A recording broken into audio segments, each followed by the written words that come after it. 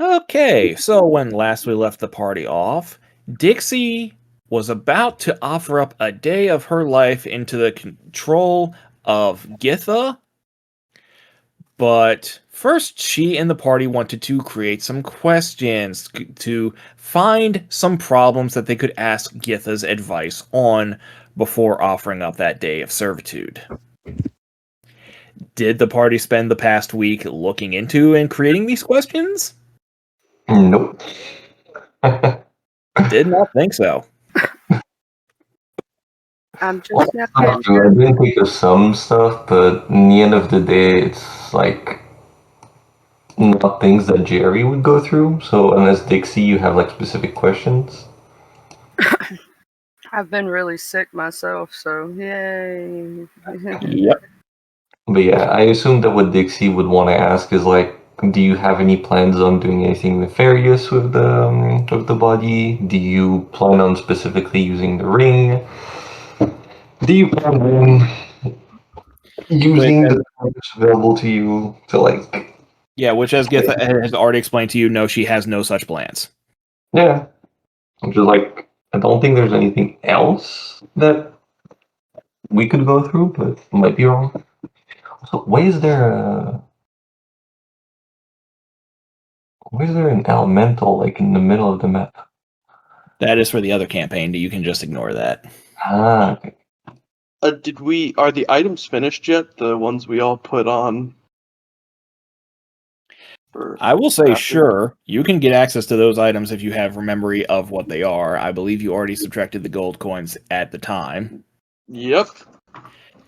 And with that generosity, I'll have you maintain that in your mind when I murder your characters. Okay. Whatever you say.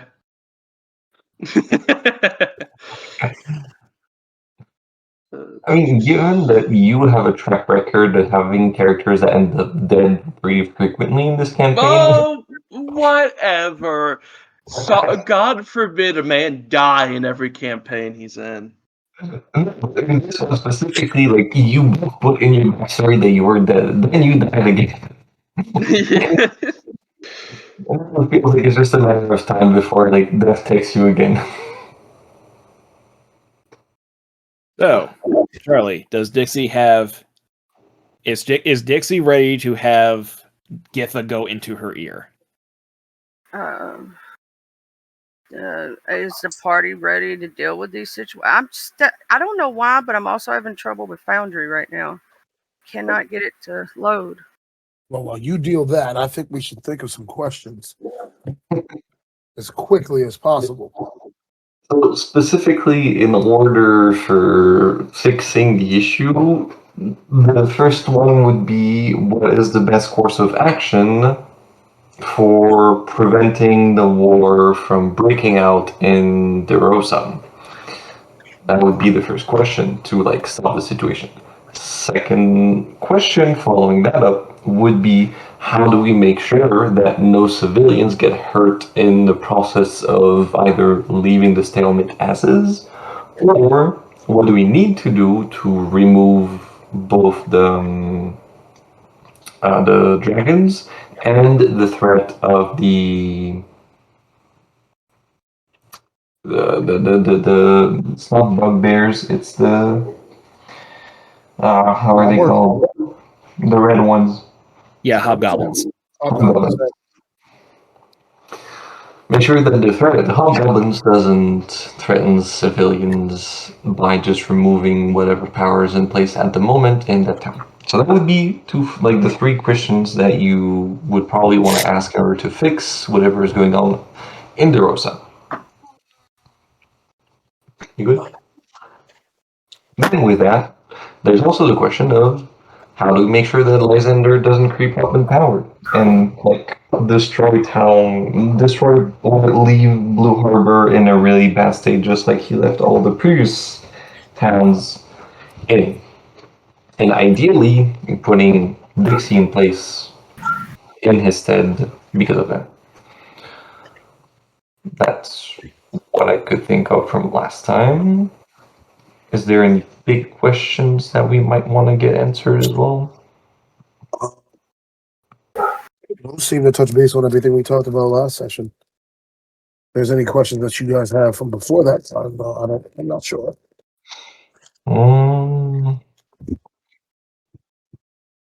Do you want to ask for help on how to deal with Mitria? Oh, we're dealing with her now?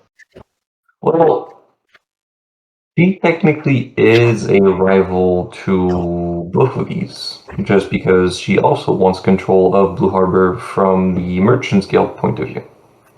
And that would hinder, like, both of these revenue making, kind of. So, Now, is the question, my big question is, are you guys trying to assume power of Blue Harbor? I would say economic control, yes. Full power over the town, probably not.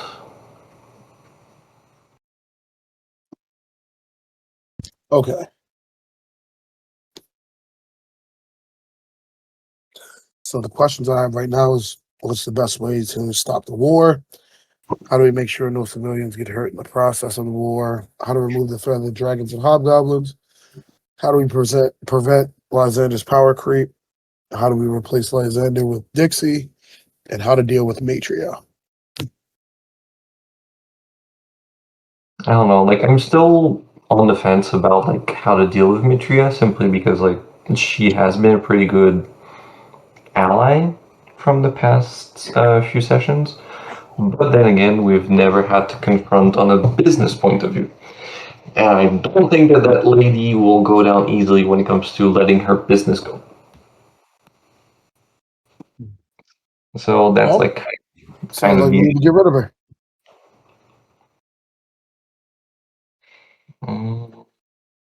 Anything else I missed?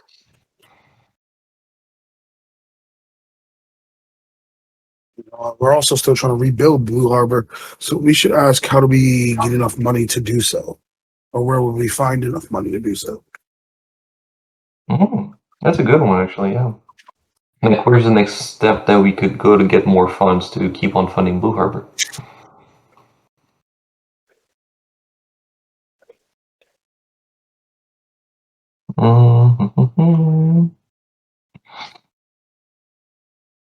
Foundry is just not loading. What is wrong with Foundry? Do you are you using a Chromium-based browser? Yes. Do you have the logo of Foundry in the background, but not the prompt that tells you to load your character sheet?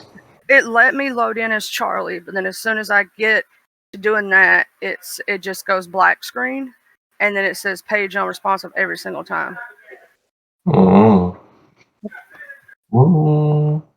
So I don't know why it's doing that. It normally loads right in, like, you know what I'm saying, every single time. Yeah, but well, then again, I changed computer, changed like OS. But every time I load the page, it takes a little while for the game to load. Like, it stays on a black screen for quite some time, and then it just like takes some time to load. But I can see it load because my GPU is having a hard time. My GPU isn't having a hard time. That's the crazy part. I've never had it do this before, ever. Switching your browser. Maybe, can you check in your browser settings if hardware acceleration is activated? All right, I'll check right quick. I have mine off on the browser that I use, and it still works for me. Mm-hmm.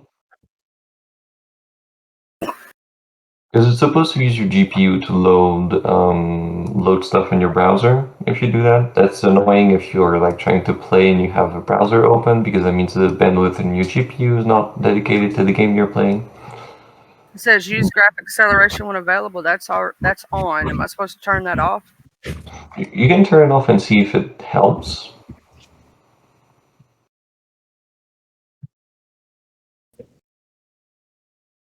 You might have to reload the whole browser though. Yeah. It said to relaunch and everything. Mhm. Let me see.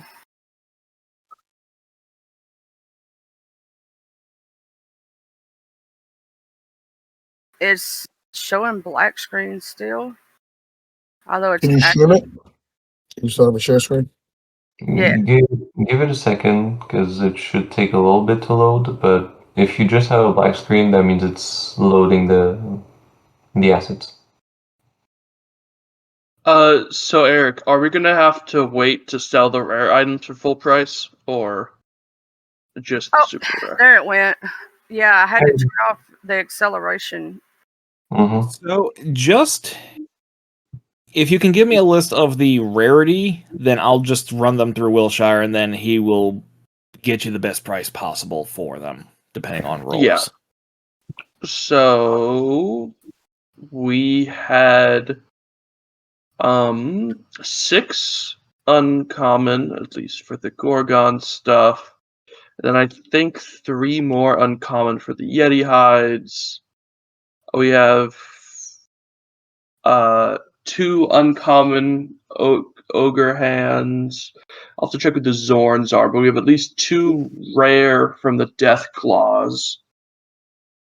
I think Zorns are.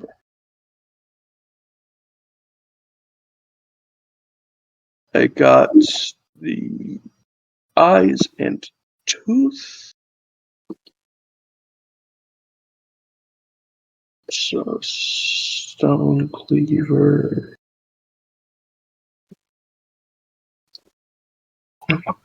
All right, whatever.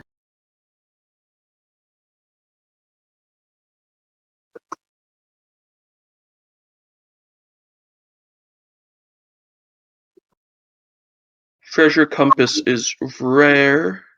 So one of those. So 3 rare.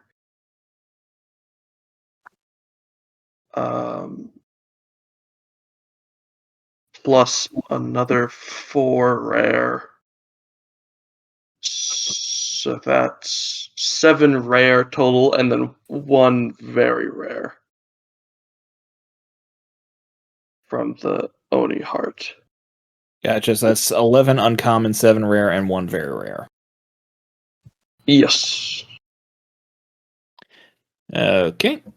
I will post later, at some point between the end of the session and next session, what he sells them for. All right.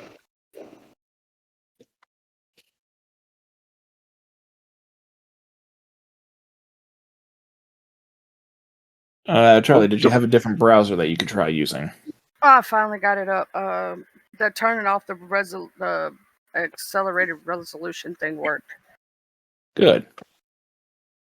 That Coco suggested it did. It worked. But yeah, no. I'm sorry, y'all.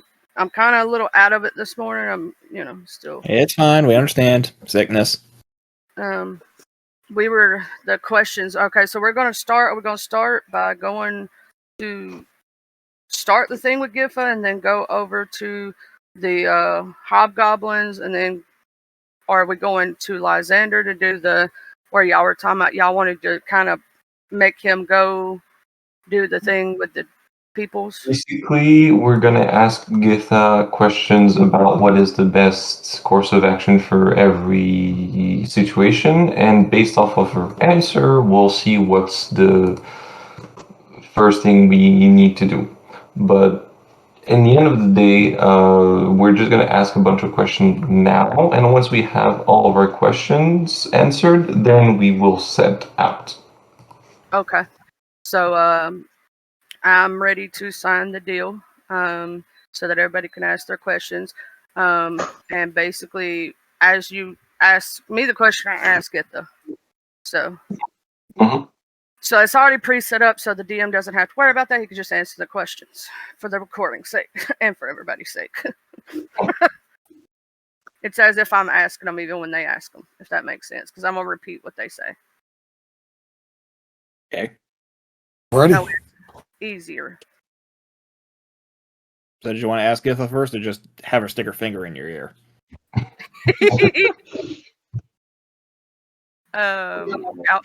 Y'all want to ask any questions first?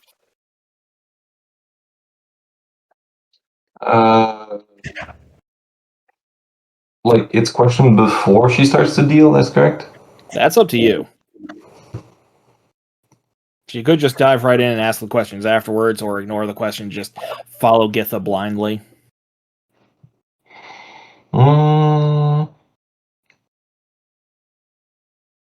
Yeah, no, we'll just ask questions first. Yeah. So mainly the questions that we've listed earlier, which are like how to deal with the current situation overseas. To which she'll Without- say that that's the whole point of this arrangement, is that she leads Dixie along, and then depending on what comes up, that will inform what Githa says and does in reaction, or what advice she offers. Okay. I don't know if I have any other questions that's not related to that.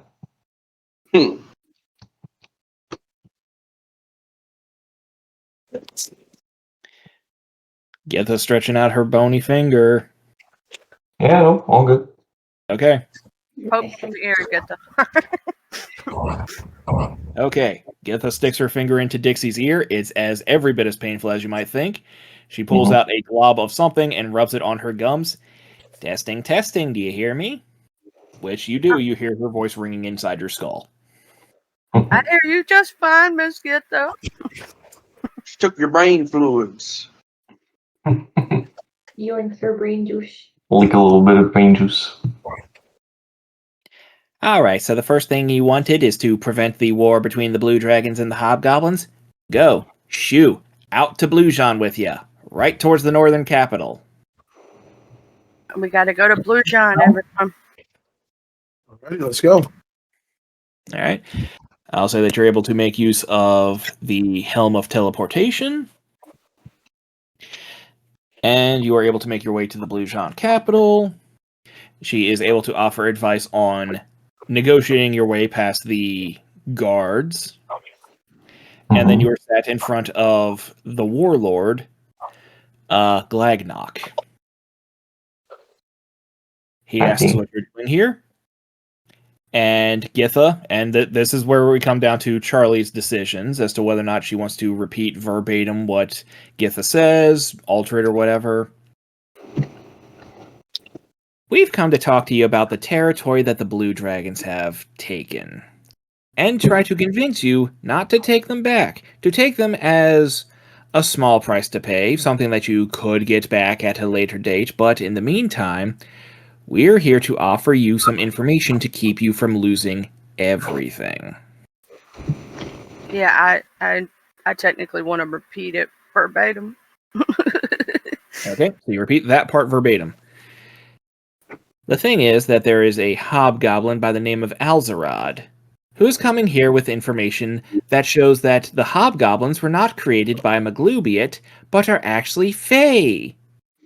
And that would just break your entire hierarchy and cause massive chaos, and ultimately cause you to not only lose vast swaths of your army, but possibly land in the chaos. Now, we can help with that one in exchange for letting those Blue Dragons keep that land. Yeah, Very funny. that goes against our friend, y'all.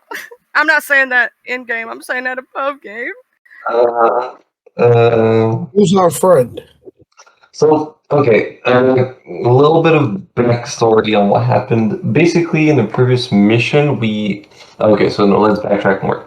In Blue Harbor, there's a set of hobgoblins that are working as militia in the town to make sure that order is being kept. They are good at their job, and they're not as extreme as all of the other hobgoblins that you can see around Blackwater, which basically means that they are basically civil, and they are doing what they're being told by Mitria, because she is the one that's technically paying for their militia work. Out of the 4 ones that are posted in... Yeah, one of the 4 commanders is Alzarad Smirk. Yes. Who the the party has worked with and has been relatively friendly with up until now. Yes. And basically, we've been relatively friendly with him. He is basically the most outgoing, general out of the three, and is the one that we've been talking to the most, kind of. Even if we really like Romulus. Yeah, sure. But in the end of the day, we helped them with a mission to get information from an old goblin town. And while helping them retrieve information over there, as well as us getting an artifact out of it, they learned that basically everything that was told to them by their generations of carving bodies and getting feisty, getting land and whatnot, is not true. And basically that means that their entire reason for being is being disproved by this one piece of paper that Alzrod has. He has planned for a while on thinking on what to do about it. We never knew what was his final decision.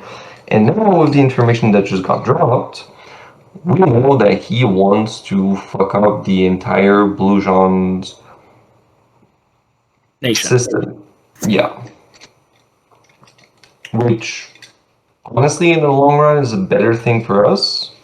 But It sounds like that'd be great. Yeah, but at the moment for the current deal, that's basically if you think about it from the perspective of DeRosa, which is the country that everything that we're trying to fix is going on in. If that happens, that means you go from one consolidated nation of hobgoblins to everybody splitting up, and you will probably have pockets of extremism happening, and also probably a lot of them that are just gonna do whatever they want to try and find their worth and or reason to be in this world. I just assume that most of them, since they're burnt into their head from the beginning to follow orders, that they're just going to follow whoever has the most charisma or the most order or will to do things at that given time. So, it might seem like a better idea for the long run. It just might create a lot of unrest immediately. At the very least, Blue Jean is going to enter a civil war, that's for sure. But, It's interesting. Yeah. So they have a friend that is going to disrupt an entire enemy nation, and Githa is recommending sell that friend out before he can do so to stop the war. What do you say, Charlie? I don't want to sell out my friend, but I don't know what else to do, and that's hard.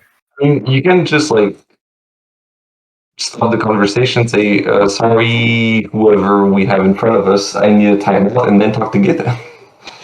Because I assume it's a two-way communication, right?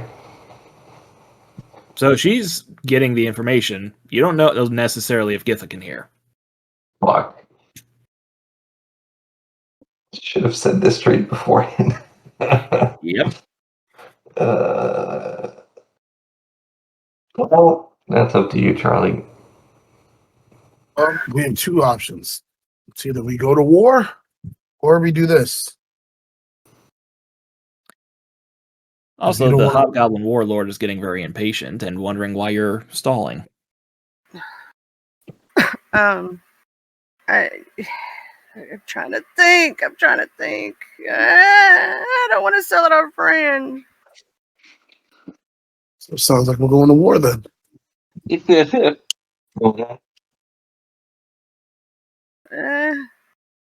This is hard. This is a hard decision. Y'all just why why me? I'm the worst at decision making. No, the friend. Coco's better at it than me. Yeah, I'm having a hard time finding what to do.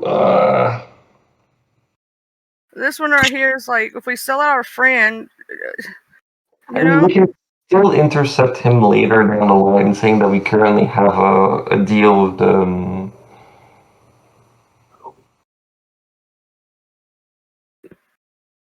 Yeah, but here's the thing.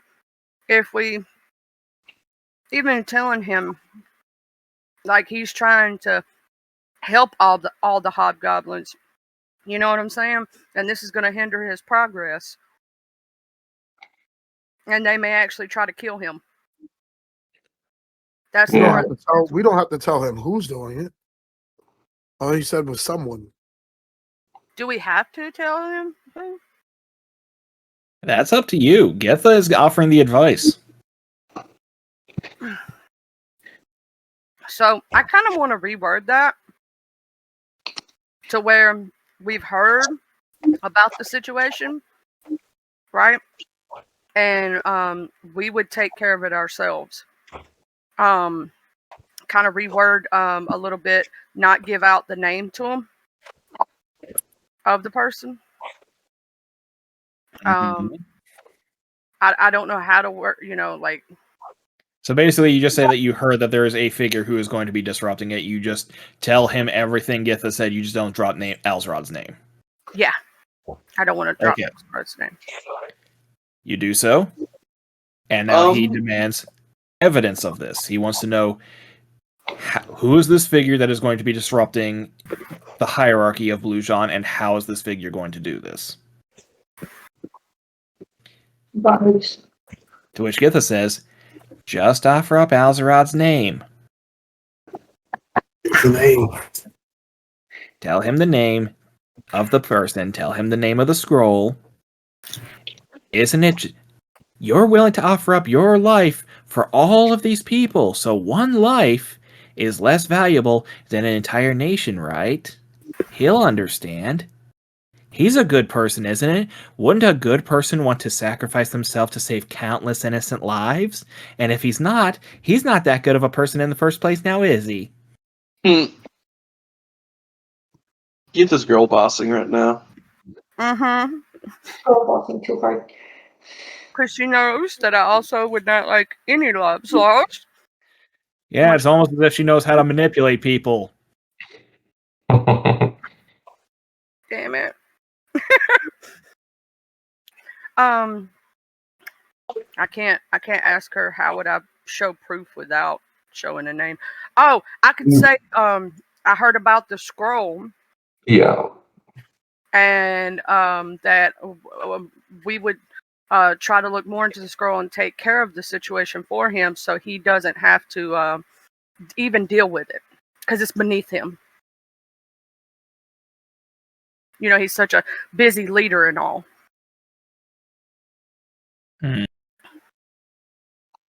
Make a deception check. Mm-hmm. Something I'm really not good at, but I'm gonna try. Can I give assistance on that one? I'm not sure how you would. You can try and tell me how you would. Basically by weaving the fact in that we have been to, I forgot the name of the original goblin town. Yeah, Gobopolis. And that we found traces of that there, but we haven't been able to track the scroll since.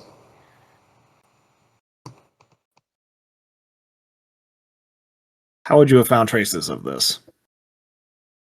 That everywhere we go since then, we see hobgoblins that have a behavioral change. And that when digging deeper, we managed to ask a few of them, and they talked to us about how their belief was shattered. Okay, Dixie can make the lie at advantage. Woohoo! 21. Not great.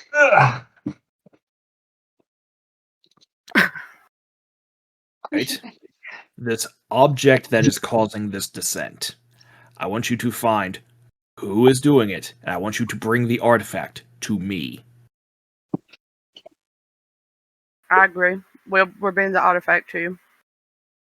Good.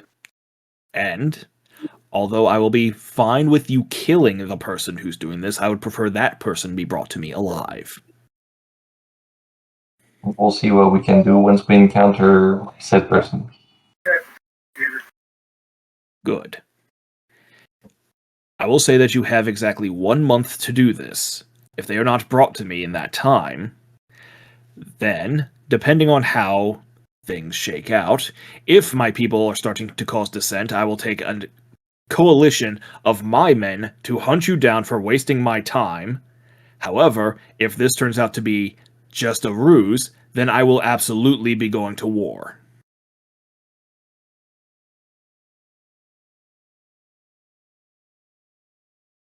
Yay. We handshake, you know. Yep, I'll say that he is able to make a contract up with you, and then you shake hands on this one. And then you're relatively peacefully escorted out of his castle. Yeah, I would deal Only with. question to the party: should we just have killed him? Because, like, I Could've honestly told me to do consider. it. I mean, you want to kill a hobgoblin warlord in his castle surrounded by hundreds of other hobgoblins? And here's the thing: if you kill him, someone else is just going to step up in his place. Well, I mean, he's not the only warlord. You imagine that he's going to be pushing this information on to the others. Mhm. It's not just one guy ruling the entirety of Blue John. Yeah. I mean, if you just want to go ahead and murder every hobgoblin across the nation, I can just run that for you. I just need some time to prep up all of those hobgoblins since you are planning a genocide. I mean, honestly, I was thinking more of a like Assassin's Creed 2 situation where you just have a list of head to take out in order to disrupt the system. That is not going to be like stopping the war. That's just going to get a lot of people promotion. Typically, the way hobgoblins get promoted is because the guy ahead of them was assassinated. We assassinate the guy getting the promotion, though. He won't get Yeah, promoted. just genocide. Yeah, so that's literally the only way to stop that is to literally genocide the entire nation. Yeah, because it's So just he- like Assassination, political assassination is literally part of their culture. So I guess in the end of the day, actually using Azelrod information is better because you literally break them from inside. But I And- still didn't take care of the blue dragons. And obviously, if we were to give them his name, they're going to stop that situation and kill him. So I tried to play it in a way to where we don't necessarily give the name, but we have like information. Hey, you know, blah blah blah blah blah blah blah blah. So I followed hers, but I kind of just tweaked it a little so we don't have to give up Alzarod right away, and we can actually have a conversation with him. But we have a month to talk to him, and he's reasonable and all that stuff, and try to figure out the situation. I believe actually inquiring with him and talking to him would be better, and telling him the truth. You know what I'm saying? And he'll help us figure out the situation to stop that. You know what I mean? A way around it or whatever. Yeah, I agree with that. Because he is an actual good hobgoblin who is trying to do for the betterment of his people. But now I'm just considering, like, should we just like help Azelrod all the way to release the information and just like break out the entire hobgoblin? If they start warring from the inside, it'll be easier to commit genocide. Yeah. I also do want to free the good hobgoblins, because there are, they're not all inherently evil, you know? And we know that because we've met a lot of good ones, right? And made good friends with them. And so therefore, if we can actually, free them from the way that shit is going right now, and help them get better understanding of themselves and stop following a false god and doing messed up shit because of the false god, right? Then we can change the trajectory for the hobgoblins themselves, where they're more peaceful, they're more happy. Because right now they're doing all this stuff because they're following the false god theory, right? Mhm. And so if we can liberate some of the better, yes, of course, the bad goblins that just want to keep power, hobgoblins are going to want to fight against the good ones, right? But if we can help the good ones rise above and get freedom, then as a race altogether, they'll be happier and they'll be, more free and more able to maybe go do better things that they've been thinking about doing their entire lives. Like, you never know. One of them might have wanted to be a painter his entire life, but he had to go to war, because And of then rules. he wasn't able to get into art college, and then grew up with that. And then he became Hitler. Yeah, thank you for explaining the joke. But yeah, like, you get what I'm saying? Like, it comes down to that. So yeah, I agree, Coco, that possibly liberating them would be better, in my opinion, than anything. Yeah, there's going to be a little infighting within the hobgoblins, right? But hopefully the good ones prevail. I mean, Or we can help the good we ones could prevail. do with that would be to preemptively identify who could be quote unquote good hobgoblin leaders and basically replace the warlords with them before you break out the news. And then you have them be strong leadership figures that should still work within the hobgoblins culture and lead the people towards a better solution. Like from my current perspective of what is going on in game, that's what I feel would be the smoothest transition for it. I just have no clue how you can do that within a month, and or maybe just like ask Alzarel is if he has candidates for basically replacing the warlords to fix the issue. Who would be better to ask than him? He knows a lot about the culture, a lot about the people. They're his people. You know what I'm saying? Yeah. Alzar yeah. himself Party would be good to put into power. As the party gets outside, Dixie hears a thought in her head. Dixie, pardon my infernal, but what the hell?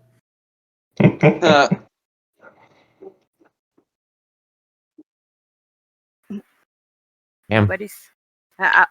She can't hear me. But well, I couldn't ask questions, but I've got ideas. If she could hear me in my brain, me thought processes. Are you just thinking this, or are you speaking this out loud? Out loud. Okay. Dixie, I thought you wanted to solve these problems with as little bloodshed as possible. Isn't that right? Isn't that what the whole arrangement was? Yes, but that's also setting up a good guy for a bad fall. But the thing is, because they know who to go after, you know who to go after to protect. Now, you set up a witch hunt where they're going to be sniffing around for all sorts of innocent hobgoblins, killing them under suspicion of being the terrorist.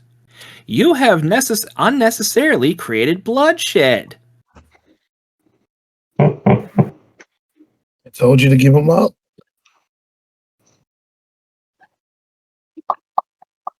I'm gonna have to talk to him first and see what's going on.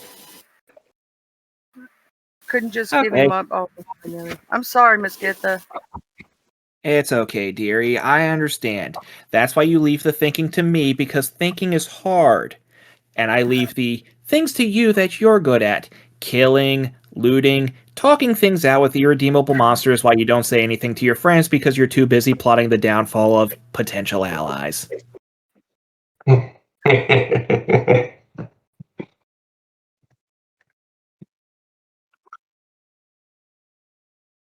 All right. All right. So, do we want to? What else do y'all want to do for the 24 hours? We've got a month on the thing with the situation with the thing, and we only have 24 hours to use to get the thing. I feel like it's only right to ask what's the best way to save the guy. I've got a plan. Though I may need to brush up on my hobgoblin. So What you planning? just fucking go and sending to the hobgoblin warlord to just say, we found the traitor. Alzerod smirk. You're gonna give him up, Jay? It's either one dies or a lot die. Dixie Now, took the according to deal. Githa, is that she's pointing out that the reason why she was giving him up is that way you know exactly the hobgoblin that they're hunting for, so you can protect him. Exactly. So he doesn't even have to die. So I say we go back in there and tell him we found him. That's why I was going to do sending in hobgoblin. So I say go for it. but let's Doesn't wait. He has assassins on his ass? You know he did at one point. But we didn't know why. Right. Because you guys don't like asking questions. That's true. I guess we can ask Githa. Well, there's question number 2. Why did they have assassins on didn't I say his name and ask him, basically what the fuck he wants to know. I appreciate the confidence in my knowledge, but I'm not omniscient. Get the doesn't know, guys. And I just shrug.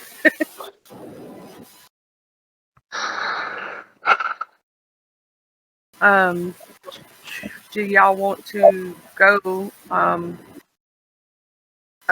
do anything with Lysander? Yeah. Here, I'm gonna send a sending to Alzerod and just ask, how do you feel about being under witness protection while hobgoblins try to kill you?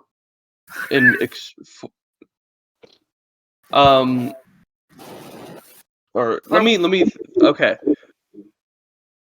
Because the main points are, hey, we need to stop a hobgoblin war against blue dragons. You want your people to live. Things are gonna get messy if they try to fight a bunch of blue dragons. We've got to make this compromise. We could go talk to him. We have no idea where he is. That is true. Do we even have time to talk to him at the moment? We only have 24 hours. Yeah. No, but I mean, I guess you could just use the sending to ask him, like, is there a point that you could meet us today at that we could teleport to? Last you saw, he was on a ship. Fuck. Yeah, we can't teleport to a ship, so there's, yeah.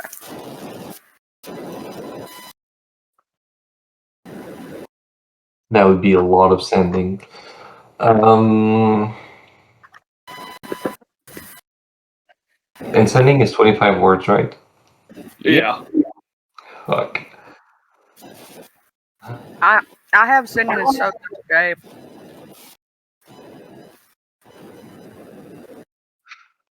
Yeah, so I guess what Jay went for is basically the gist of it, like, hey, we need to prevent war and civil war in Blujan.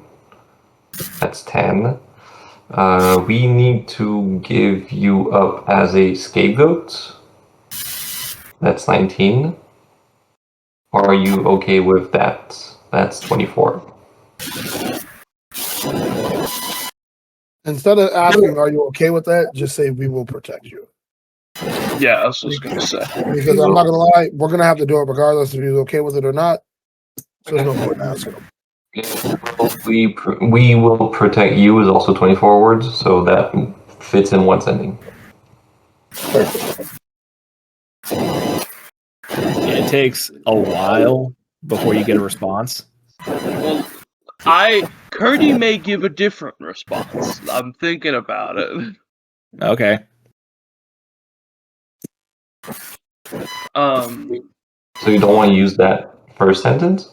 I think it's okay, but I don't think it's the best we can do. I'm thinking along the lines of, they know you're coming. 5. They know you're coming. Watch out for assassins. Or they know you're coming. Had to stop hobgoblin genocide from dragons. Where to meet for protection. You still have like 8 words. You don't need to use all 25. That's a waste. We'll meet you there. Where? 5 left. You there? Yep. Okay. So it does take a minute, but he eventually gets back to you with a date 2 weeks from now, and he says it's Salamander Port. Okay. Alrighty, well, Jay, you get to follow through with your idea. So then you can send the sending to the warlord we just met. I'm gonna give it a day to be less suspicious. I'm going to try to perfect the hobgoblin that I sinned. Okay, so that's basically planned for next. We still have like You have the 20 dragons and Lysander. Yeah, we still have 20-ish hours. So I guess the next step and question for Gita would be, how do we deal with the dragons then? How do we deal with the dragon? Why do you want to? She Ideally, has, with them dead and no civilian deaths.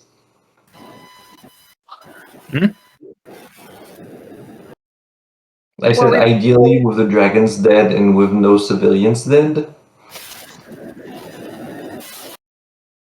I mean, I have no problem if you just want to go ahead and kill some dragons. It's a bit of a risk to you. I'm just wondering why you want to bother. You could just go steal their hordes.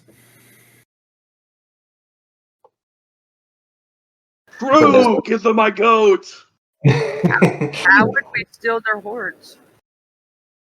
Leave it to me. I mean, their hordes would be relatively unprotected, so you can just pop there, steal it when you kill their guards, and then leave. Do it. Let me use my changeling abilities. Oh, we got to change like nice. No, like okay for the money side of things, but like that's not gonna change the fact that they're ruling over the town, is it? A dragon without a horde is basically a joke, at least to other dragons. The best way to cause a power instability would be to take out the hordes of certain dragons. So that means we have 5 hordes to go steal. Let's do it. I am a thief. Like, is the thought process correct? We have to steal all the hordes of all of the dragons that are currently Or we ruling. steal 4 of the hordes, or even 3 of the hordes, and then we have 1 or 2 dragons that suddenly have much more power over the other ones. So we choose which dragons we want, and then steal all the other hordes. Well, which JC, dragons what are weren't they so planning? bad? I have a feeling that they're planning something stupid because you haven't said anything in a while. Yeah, they're asking about which hordes to steal from and which dragon would be better to be left in power if they only steal 4 or 3 hordes. You hear a moment of silence before she gets back to you. Sorry, I was just strangling something. Why are you trying to create an instability in Thwar? Gita wants to know why you're trying to create an instability in Thor. Well, Didn't she just mention stealing hordes?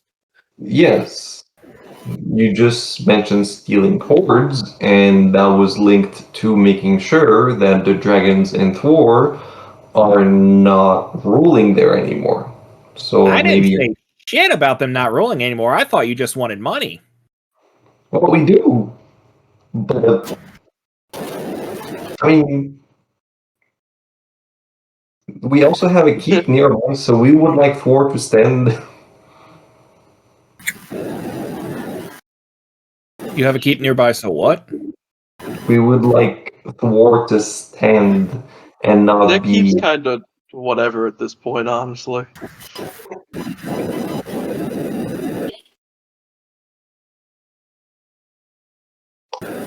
Yeah, so Githa's still wondering, is like, why are you trying to kill some dragons?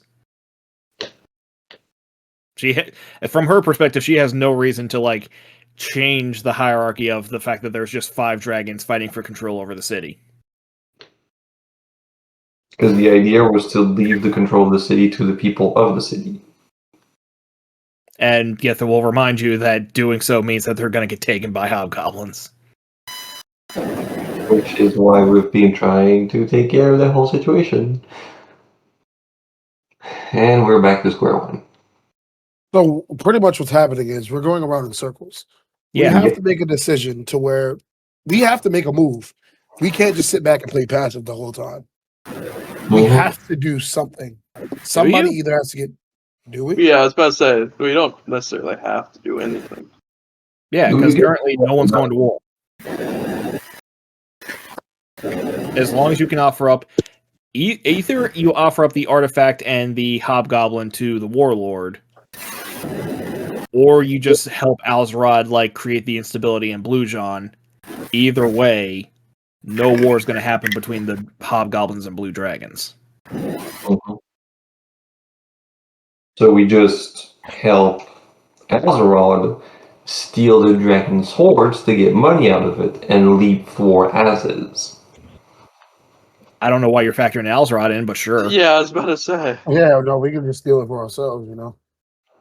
No, but I mean, like, the two things that we have to do is, like, help Azeroth not die, and then, like, before or after that, steal the horde to get more money so we can finance Blue Harbor. Sure.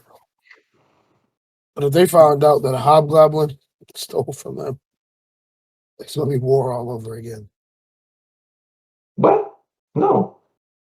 That's Yes. That's No, two. quite literally. No, I'm talking about those two things as separate things. Okay. So you're planning on helping Alzrod, and then later stealing the hordes for yourself. Ideally, yes. Okay.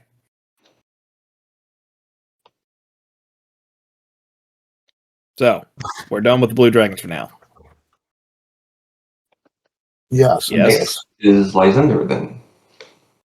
Okay. But like before we go in there, the question for myself for the party is, what do we want to know from Lysander exactly? Know something, or do we want to take him down? Well, Or like, with all the information that we've had about Lysander, the question is more of how do we remove him from his current position of power without either making his goons go on a murderous rampage for whoever went after him, and making sure that the people of Blue Harbor prospers. because Ideally, with their newfound faith, reoriented towards Dixie instead of Lysander.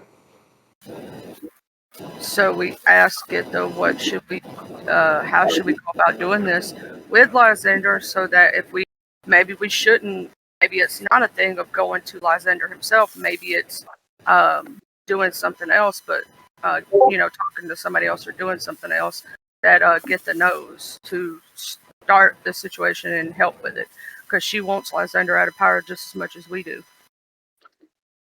Mm-hmm. Do we know that? Yeah, Yeah. Also, Val has How do we know that? because last week when we were talking to her about this situation, She was that's one of the reasons why she came up with one of the Paragon packages was she basically Lysander is not an ally where Dixie is of Githa, right? And he is not for the betterment of everyone. He just wants to take over the town and have everybody worship him. No, Githa wants him out of the way because that way she can grow her own power. Yeah. Yeah, I was about to say you are. Yeah, she didn't say you are anything about assigning- whether or not Lysander's the best option. Well, it's basically because Dixie's an ally and he's not. Right. That's why she wants you in power and not him. Yeah.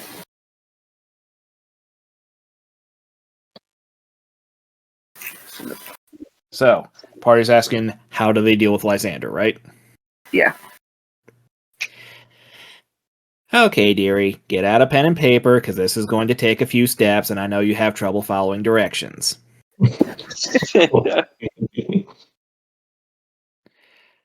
First of all, unfortunately, we can't quite kill him yet because you're not ready to replace him.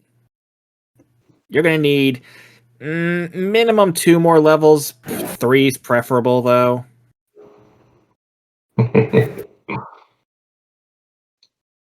And I can say that in-game because, yeah, caster levels are a thing.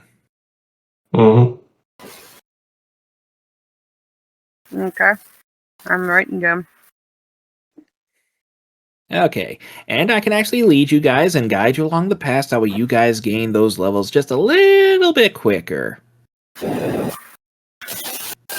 Just a few things like, I don't know, finish Curdy's collection with his books, stealing Opal's corpse, maybe robbing a vault from the Church of Kabina, finding one of the One Pantheon. I hear rumors that there's one beneath the Merlin Mountains. Ooh. I repeat. Just a few things that you could do. We'll tackle that when it comes down to it.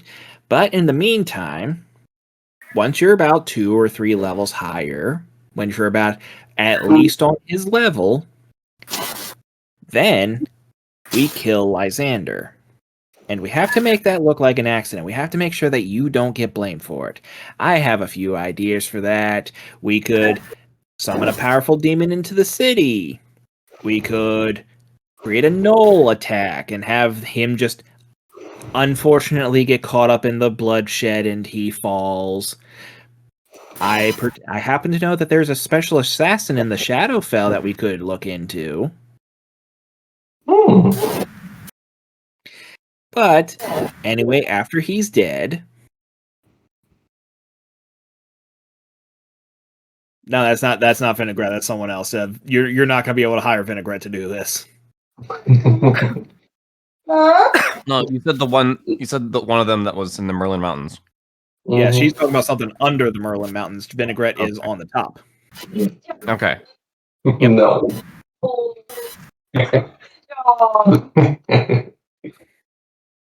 And then once he's dead and out of the way, and you're at enough power, you step in and say that you'll carry on his legacy.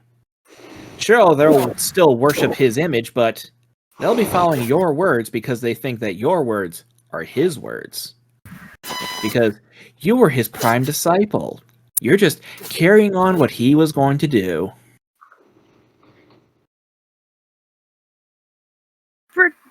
Pretty good plan.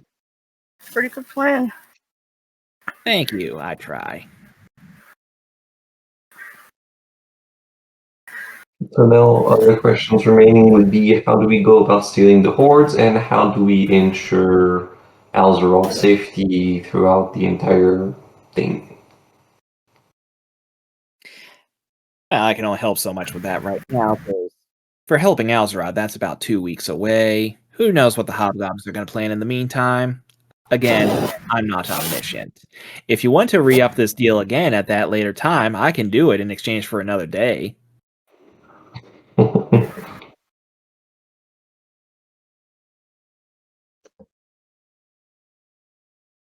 Stealing the hordes, on the other hand, I can probably get to you within the next couple days. Just need to do a little bit of research. Okay. So that would be like quick, immediate cash for basically financing Blue Harbor. So that would be good. We do have a bag of hoarding, okay? Yes, I do. I'm the hoard person because, keeping Okay. party cash and stuff. A bag of holding, sorry, not hoarding. Oh, same thing. Yeah, Curdy got another one. Okay. Is there an actual limit to how much shit you can put in there? About 500 pounds. And I assume an entire dragon's hoard's worth of gold is more than that. I'll have to double check the description, but Yeah, it's a little bit of math. It's a bit of a gray area because most DMs just stand it out so we don't have to worry about that math anymore. When you look into something like a dragon's hoard, though, yeah, you probably can. Yeah. that's why we Especially need since two most dragons tend to have multiple hordes spread out across the place, just in case of something like this happens. And I will say that because you guys would be rolling dragon checks at advantage, and enough of you guys are around. No, if you steal it from the 3 and just leave the horde of the 2, it's not that those 2 that have the horde are going to have more control. The other 3 are going to kill those 2 and steal their hordes.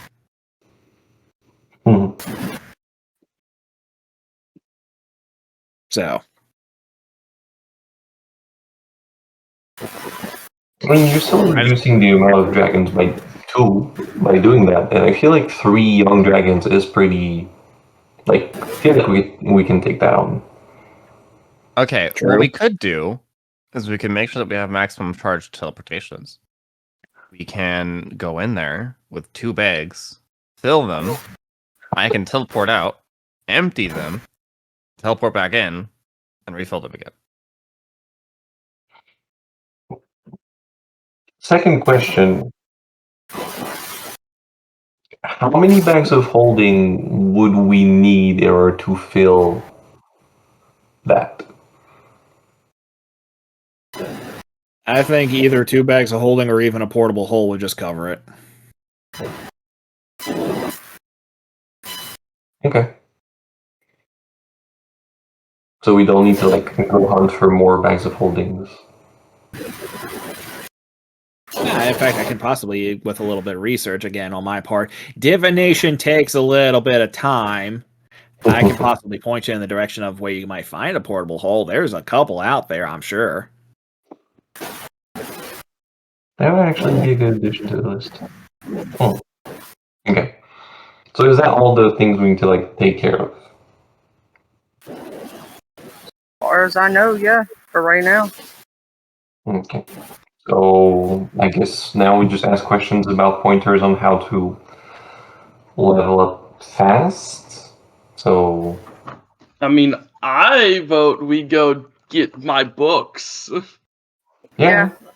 Get your book, Guild of Full Courts, find the Pantheon of the One, and in the meantime, make sure that Alzrod is safe. I mean, they don't know where he is either. Well, yeah, but as soon as you touch land in DeRosa, then it's a matter of time before they get to him. And We have yeah, 2 weeks on that. that's 2 weeks. Yeah, plenty of time for you guys to hop around, kill some monsters, get some gold, collect some books. Yeah. Okay. Do some bullshit. Yep. I mean, if we have time to do that before we take a Valzerod, then yeah, well, good. I also we need to go collect a divine spark for Fox. Yep. But do you want to ask if she knows or heard of any? I know where it is. Oh, you know where it is? one is. Okay. You could ask on how to get it. We kill him or talk to him.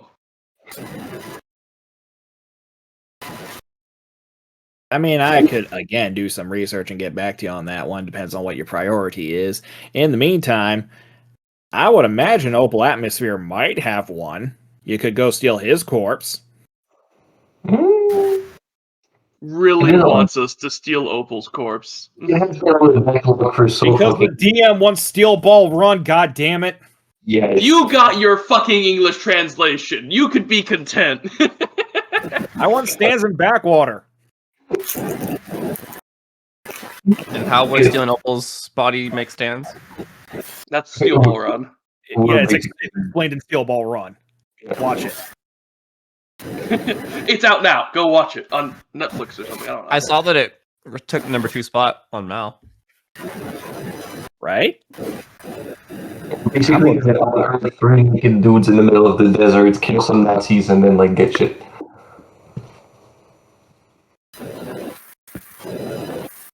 Dio turns into a Velociraptor.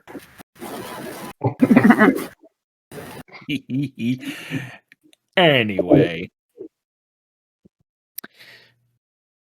Alright, let's sign it. I guess the party wants to spend the next couple weeks just going around killing monsters, collecting hordes. Yep. Let me see. Let me determine. I've got to check my D&D Beyond notes for where some of them are. No, I've got. Oh yeah, I got the. Okay, the only one I know where it's at is the Wizard School, which I think I'm gonna buy it from them, but with the items coming in. Yep. You can possibly see about buying it, or I don't know, maybe checking the other locations for them. Because again, just looking for opportunities for you to have fight monsters, because that's much easier for me to prepare.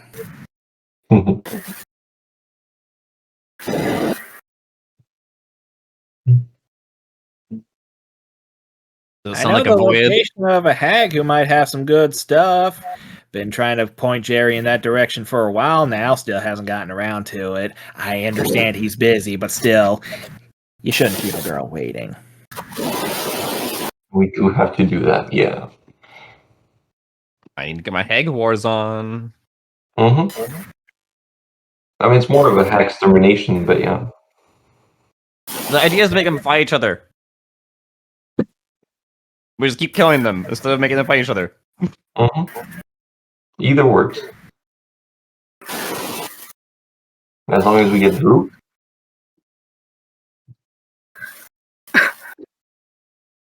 Loot, give me the loot. All the loot. Mm-hmm. Oh, party wants to go fight the hag. Yeah, let's go and fight the hag. Yep. Let's go. Sounds like another voyage for the Porcelain Maiden. The teleportation. Teleport. Here.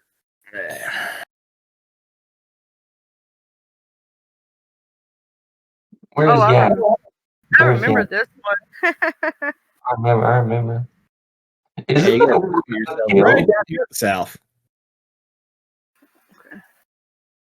I do not remember this map. Isn't that where we got killed? Yep. This Nope. is where our other. Well, it looks like- No. That one was a Very big different. tree. oh, that one was a big tree. Yep. It's a different one. Yeah, this I one use does look a different lot maps like for the different others. hags because I fucking love hags. Wow. Hey, okay, you may not want to say that like that. Get that a shirt. People get the wrong idea. MILF. I enjoy myself some cougars.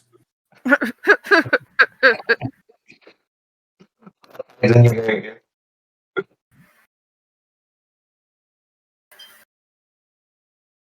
This does look like the Baldur's Gate 3 Hag hut, though. Such a Oh, Baldur's disappointing Gate, crowd. Baldur's Gate. Why can't I? Oh, I'm just saying shit. because I can't go on top of the. Okay.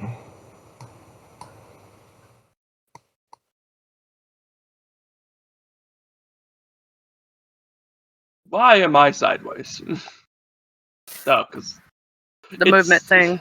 I don't know what causes it, but it's dumb. It's just going into whichever direction your token is moving. I know, but I don't know if it's like It's something that we a have set. module. Yeah. My other foundry does not have that. Okay, I was wondering. So it apparently is a module that I have set up. I don't know which one though. Prototype token, probably. Prototype. Huh? Is that a? I mean, if it is, I probably don't want to uninstall that one because it does a bunch You of could other stuff. probably- I'll have to look and fiddle in the settings then. No, Yeah, I was about to say. Active token effects. So anyway, party is led to the swamp that Githa has pointed out multiple times to you. You have the pathway there. You see the big dilapidated hut in the middle of the swamp. And you see two trolls outside, splashing about, saying something to each other in Giant. The I party sure is love my completely- mom. She takes so good care of us. I hope no one comes over here and kills my mom. You're kind of close. Yeah, I'm kind of Well, a that's all natural. depending on if anyone here speaks Giant. That's what I'm looking for. Common, primordial, infernal. Nope. No. Actually, Mao might. Oh shit! Yeah. Slide. Mao does. I think I get that just because of my Eldritch Knight. Yeah, Rune Knight. You mean? Yeah, Rune Knight. Gotta get the right knight, man. Different subclass. Whatever. Oh, Whatever shit. Mao has giant. I gave Clyde the Gauntlets of Ogre power and plate +1. Oh, that's why his armor was fucked up. Okay. Oh, I is his can spell armor off his fucked up? Other plate. No, his carrying weight when I looked at it today was really fucked up. I was like, oh, was the armor duplicated? Okay. Well, we'll leave Does that one. Mal also want Gauntlets of Ogre power? Do you have multiple? Oh, did we get all our We magic have items? 3. Yeah, we have 3 Oh. sets. What? Where's that big weapon? Oh yeah. I don't. It's because you're gonna have to manually type it in here. Let me. Oh, fun. Oh, whatever. Stop complaining. I mean, we also want to start selling them, so we need to start finding yes, buyers. that for those. that was. That was done. Are you taking items from the ones that you're keeping, or because should I exit? Should I edit the list of stuff that he's selling? Does he need it on his person to sell them No. and find buyers? Well, yes. No. So it is. I took those. So do you want the Gauntlets of Ogre power? What do those do? It gives just a +1. I need a long rest this one. Fair enough. So I don't really know that I care. The sword was really cool, so I was like, if we could use it until it is sold. But if he needs it on him to sell it, then that's fine. I mean, I suppose you could use it until next week when he sells it and you guys get the money, but sure. No, it's fine. I'm not going to set it up for one thing. What? I guess so. Would we be taking from the? Fuck it, we'll have a lot of money anyway. Sure, whatever. Gauntlets. Cool. So -1. Oh, actually, no. We have Oni hands. So those should be 2 more. So just actually add 1 uncommon item. So 12 uncommon. Yes. Gotcha. And then if anyone wants like any kind of generic +1 weapon, we can also make those. We've got like 6 of those in the pool. Oh, wait, my strength's only 17. I might need one of those actually. I don't know if my second dagger does +1. All right. And we're giving a pair of gauntlets to Mal. +1s are uncommon, so sorry, Eric. Subtracted uncommon. Back down to 11. Cool.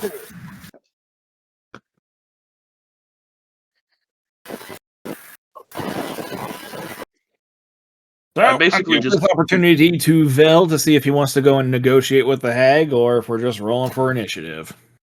I mean, we want to take their stuff, but I'm not against there being something of a fight, so we can like do a show of force. But y'all, we do want to get the hags to fight each other. Well, what did the trolls say? Yeah, that's a good question. So the trolls, they are splashing about. They are talking about raiding. You hear them talk about how they hope that they can get a hammer like the other one has. Hammer. Mm-hmm. And then they name drop Hazel, and one of them says that they hope that they can get a big weapon like she has.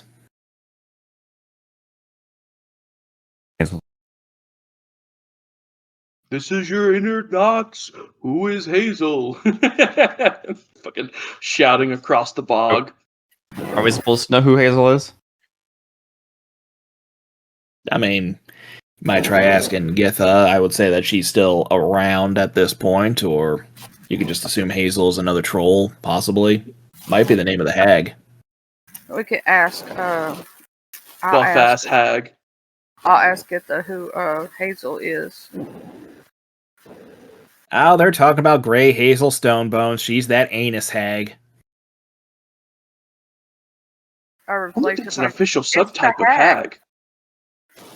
There's ass hags. Wow. Apparently. Sorry, Troy, what'd you ask? No, I was telling the party what Githa said. Okay. So, yep. According to Dixie, you guys are about to fight Hazel the Anus Hag. Y'all, I don't know if we want her items. you don't know where those have been. I've harvested worse. Okay. I harvested a sewer ooze. So the question then is, friends, do we want to try and negotiate with this? I mean, I hate negotiating with hags. We do not Do negotiate we want to leave this with one anus alive? hags. To start the hag wars or kill it? Kill I it. don't really care. I mean, I would just recommend deceive the trolls into leaving, taking care of the hags, and then we get all the shit. But Okay, that's a Boy, different. you stupid. Hear me out. Why don't we just kill him? Yeah, I was about to We say. start the hag wars. The hags are Hags. killing each other for us. yeah, But then we get less loot. That's a good point. Well, we could still Fucking clean them up. They're gonna adventurous. like take each other's loot, so it's just all gonna get consolidated. Let's just kill it. Oh yeah. I just want to go assassinate one of them, you know? You're just eager to kill. Okay. Well, I tried. You're eager for money. So, Oh, yeah, And well, I also want the hags gone. We can kill the hags. Curdy's Okay, gonna we send can't kill all the hags, so that's what we need the hags Siddiqui for. to scout the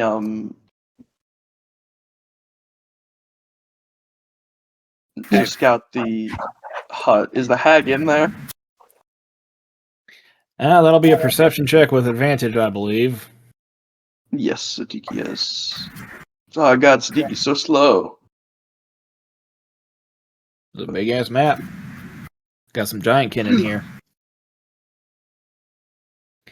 You do hear some stomping around, as you might expect from a big hut. Big hut. right. It's a hut on legs. I guess we have to fight it this time. We can't just one-shot the hags inside. Says you. I already TPK'd the party with a walking hut once before. I got it out of my system. If you want to try and one-shot this bitch, you can try.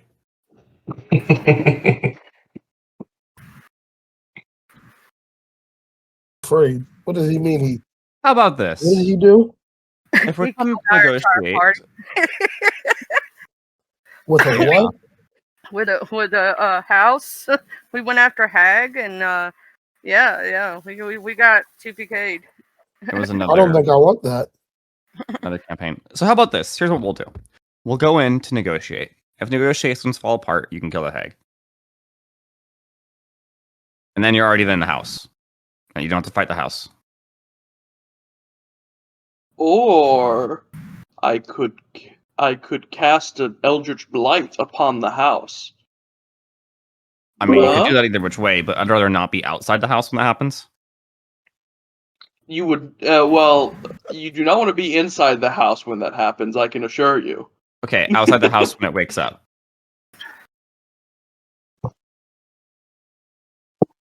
How do we know the house is gonna wake up? Egg shit. It's actively moving. Oh, yes. I didn't say the Alex? house was moving. I just say you heard stomping around inside the house. Oh, Hmm. it's a Is it a giant hag? anus hag. The anus hag. I mean, you can do a like history a check. fucking. Yeah, I was about to say. We do a fucking history check on what the fucking anus hag is. I want to do a history check if you don't pass it. Well, I've got +9, so. So, Annis, Annis, Annis hags are commonly grandmothers and aunties to giant kin. Because Annis hags, more so than anything else, respect physical might. And they bully giant kin into servitude. Annis hags themselves are very big and physically strong, and are known for bear hugging their opponents to death. Fucking MMA! So, as befitting Githa's recommendation when she told Jerry about this, oh yeah, she's not much on magical power, she's more so on physical strength, so, you know, as long as you keep your distance, you should be fine.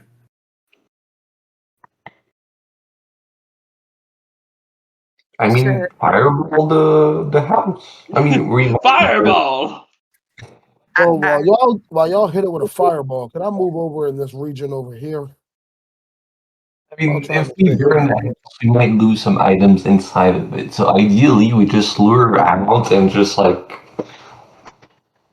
pew pew from afar. Okay, what do I see in the house with Zadiki's perception? Do I see anything? Let's see here, with a 15 perception, yeah, you do see the large figure moving about. She seems to have a large metal cylindrical thing strapped to her left arm. It's a cannon. She has a cannon strapped to her left arm. I know you, Eric. I know, oh, this is a melee hag. What if I strap a cannon to it? God forbid a man have some fun, huh? Nah, that's fucking sick as hell. Cannon Damn from straight it Star is. So Thank it's no you. longer an anus hag, it's a cannon hag. It could be both. No, I mean, do you if you tense up enough, you can launch a turd really far. She's a squirter. Oh wow. But yeah, if you want to go I hate off it. the, Stop. if you want to travel in this direction, it's going to be difficult terrain because that is swamp water that's going to be coming up to your chest. You know what? Fuck it. We're just gonna kill her because I don't need the keg war starting with an anus. It's never gonna go away. But all great ideas start with a little bit of ass. Exactly. He's not wrong. I mean, I tend to think in the anus, but that's just me. I turn around and shoot Curdy in the head. You don't have a gun. You want to try me? Hey, I think he I might have a extend my gun. blade into his head. Fucking. Okay. I mean, I would prefer Yaz not being tanking for that, so I don't know how we're gonna go about this. Do we just want to like get up there and pew pew from afar, or? Here, let me check how far it is. Like, I can basically place myself here and like trace a line like this. Oh shit, that's smaller than I thought. Never fucking mind. That's 30 feet? Holy shit. Is there? I have do advantage on Swamp grapples. for Giantkin. Yeah. I can have Mao grapple first. How are y'all doing this? Yeah, I could be here and like trace a flame line like this, but I don't know. Does someone have something that can stick a door closed? Mm, I think I do. How do I get rid Oh of wait, this? we've got a movable rod. Yeah. Alright. would So Sleet Storm make the terrain difficult? It already is. yeah. Yeah, but I mean, for Even giants in the swamp, yeah. The only place that's not difficult terrain is inside the hut and the plank pathway there. So funny thing, Eric. So Curdy's going to dash. What's I gotta check Gertie's movement at this point. 60. Holy shit. So dash over here, and because of mobile, it doesn't count as difficult terrain when I'm dashing. So he just runs on top of the water. Okay. Um Hope you don't plan on I'm- being hidden because, yeah, running makes some noise, especially if you're splashing on top of the water. oh, true. You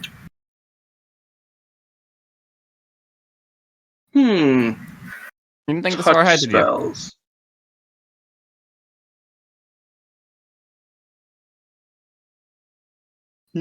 Touch spells. When I it don't comes to have dealing any with the touch. lady, I can get advantage on all my grapple checks with Mao. So I can just grapple her first, and then we're good, right? Well, I want to just like trap her in her house and just kill her. Burn it. yeah, but if Yeah. we burn it, we might lose the loot. True. The loot. I mean, anything magical wouldn't be, and gold coins can survive that heat. I mean, it depends if there's any, coal or coke in there. Coke. Well, we love Coke. What's that? Just deoxygenated coal. It just burns really hot. Eric, do I have a movable piece? Did you have a what? A movable piece? Ah, your token. Yeah, token. There we go. Thought you would have had one. Sorry. Let's see here. You can just drag and drop your character sheet on the map. Yeah. Don't even see that character sheet. Yep.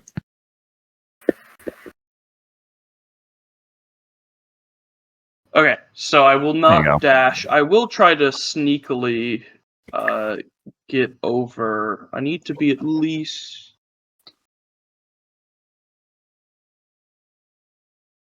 I guess I need to be at least within 120 of. I might need to run and roll initiative. Okay. We can get the trolls to leave if we convince them. Just throw Are a you rock or doing- something. No, we can just convince them to leave. They're under servitude. If I shapeshift into a troll. Yeah, you can do humanoids. You can't do troll giants. God damn it.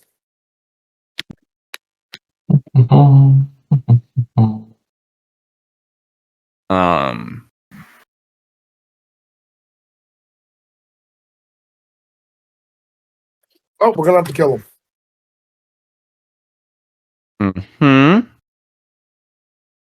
I'm gonna just start sneaking around this way. We don't have to kill the trolls. I can convince them to leave. But why I mean, not kill? How do you plan on doing that? Because like I've been thinking about it, and like even if we try to talk them out of it, then we might alert the hag while doing so. So I got this. I got this. Okay. That doesn't sound very convincing. Most convincing argument. I can tell you what I'm gonna do, or I can do it. Up to you. Just do it. It's funnier that way. All right, here we go. I'm gonna walk. I walk up. And, like, once I see them, like their eyes fall to me, I'm gonna like like stop walking, and I'll like motion for him to come over. Making my way This over is this. funny. Okay. You notice me yet? Just for interesting, make a quick charisma check. Charisma. Check your My riz, best bro. stat. Hold on. Where's my? All right. Yeah, they look at each other before just motioning their way over here towards you. No. Stay back. Stay back. Stay back. Jerry, Okay. the fuck are you doing? I'm just trying to move forward with both of my items and like Hey. not working. Okay. So they come over. Oh shit! I actually have to have Mao do this. I'll have Mao speak in giant for me. Or did it speak in common? I'll try it. Do you understand common? Is Mal? I would say at this point Mal would be within earshot. She would hear them say, "You ever seen a ooze walk on two legs like that before?" Guys, I have. What do you think it tastes like? All right, Mal will walk over and help out with the giant speak. Basically, just relay. We are here to deal with your boss. I understand you might not be in the best position with them. Would you like your freedom? Who says we ain't got all freedom? Would you like to live? Is that a threat? Yes. Are you threatening me? And that's coming from Mao. Okay, roll for initiative. Can I roll Are you intimidation threatening before me? that? Maybe. Are you fucking stupid? Are you I'm gonna fucking do it. stupid? Do we all have to roll for initiative? Nope, that's a terrible intimidation. All right. Yep. All right. All right, guys, Well- I have a plan. I'm gonna lure them away. Hey, I did Slightest lure bit them of away. drawback. Hey, do you want to live? I'm gonna kill you. I'm glad I foresaw this coming and put myself in a great position. Hey. We did lure them further away from the hut, so we're good. We're good.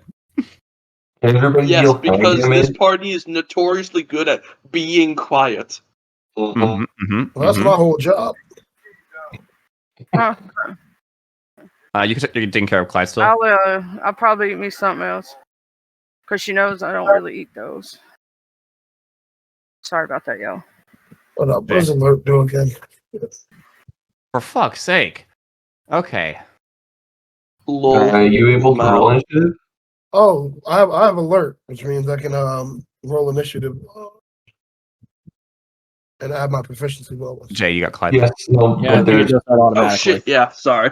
so basically you just need to click your token and then roll initiative from your character Well, I sheet. don't have ownership of this Clyde token. So How do I do if you open your character sheets under your icon, you should have like your movement speed, and on the left of that you should have the your initiative bonus. If you click on that, it's going to roll initiative automatically and applies all the bonuses that you have. Okay. There you go. I need to actually be Oh, standing. there. I'll just, there you go. I'm actually. I was on measure instead of. Oh, I took care of it. Thank you. I rolled a 23.17. It's just because it adds your Dex. dexterity as tiebreaker. All right. Speaking of alert, Yeah, if you look at the details of your roll, you see that 2 dice were thrown, so it took the highest, and then you have +3 for your proficiency and +3 for your, I assume, dexterity modifier. Why am I on there twice? You're Why is my not. character Oh, you not- are. Is there 2 Dixies? There One of is. them See if, has been See in if they're initiative for a stacked. long time. You had a character on initiative that was there. So what did you roll? 23. Any one Dixie is not on the combat, so you can just delete this one. The 21, sorry, 21.13. Pardon me, y'all. I'm a little slow when it comes to this. This is my first time really using this. How do y'all see the initiative order? the 2 swords tab. Yes. So, yeah. You get advantage on all initiatives. Damn. Alert give I'm advantage. gonna try and stealthily sneak up over here, and I'm gonna use my poison daggers to stab this guy in the neck.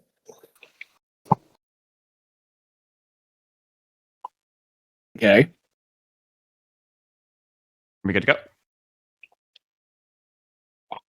Oh, good. Yeah, you can roll to attack. Yes. So combat tips: you can click on the enemy token or press T to target it, and then when you roll your attack, it will automatically target the monster's AC. So it will should prompt you if you manage to hit or not. And that also makes things easier on the DM side because that means the DM can automatically remove health from the proper monster if you target the proper monster. How do I go about doing my attack? So you can go into your items, and if you look at the weapons that you want to use to attack, you should be able to just click on the damage formula. It should help.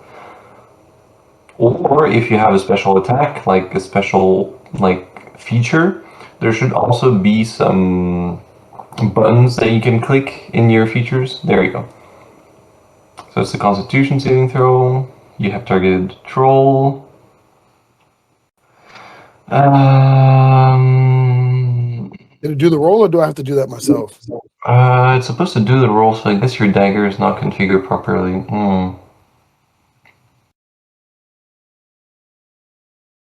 Well, I'll just do it manually then. Let's see here. MIDI attack. Okay, when you clicked on it, did you do MIDI attack or? Yeah, I did MIDI attack.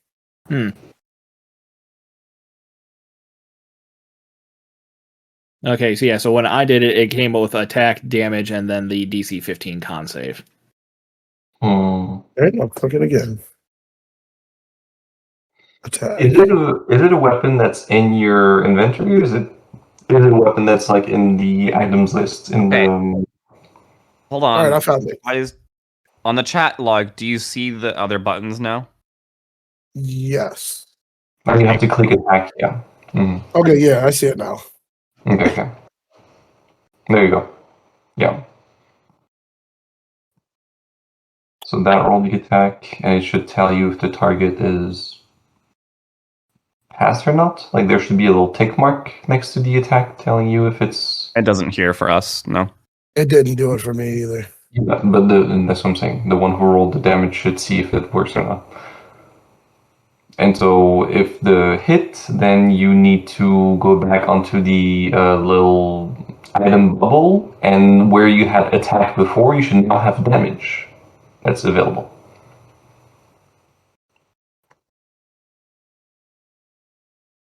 But a acid 12 does not hit the armor class. Yeah. Okay. So Luckily, if, I have 2 daggers, so let's try that again.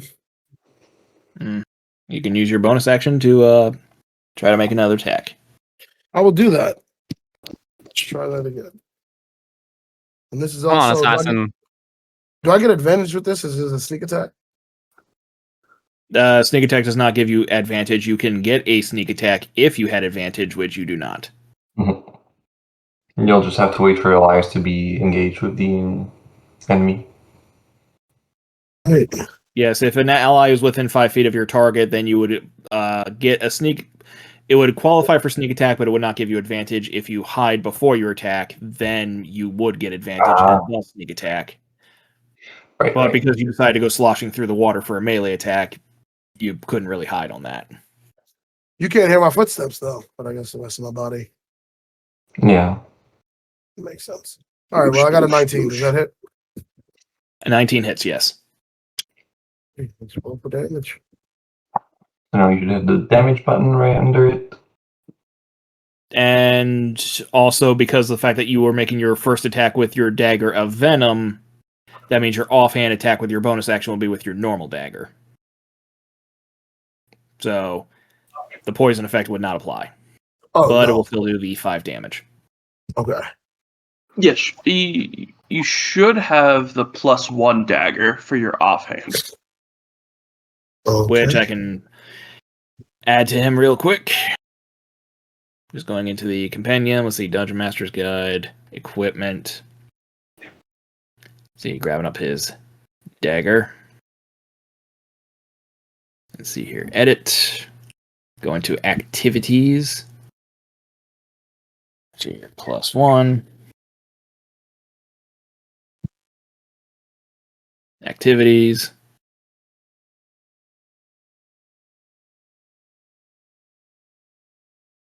View.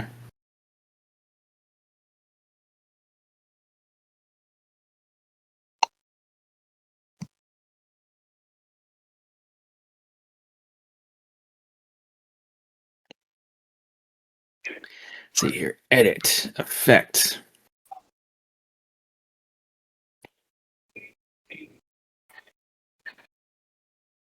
Dang it. Yep, I see a dagger +1. Yep, there you go. And so I did 5 damage there, right? Yep. Alrighty. And that'll be my turn.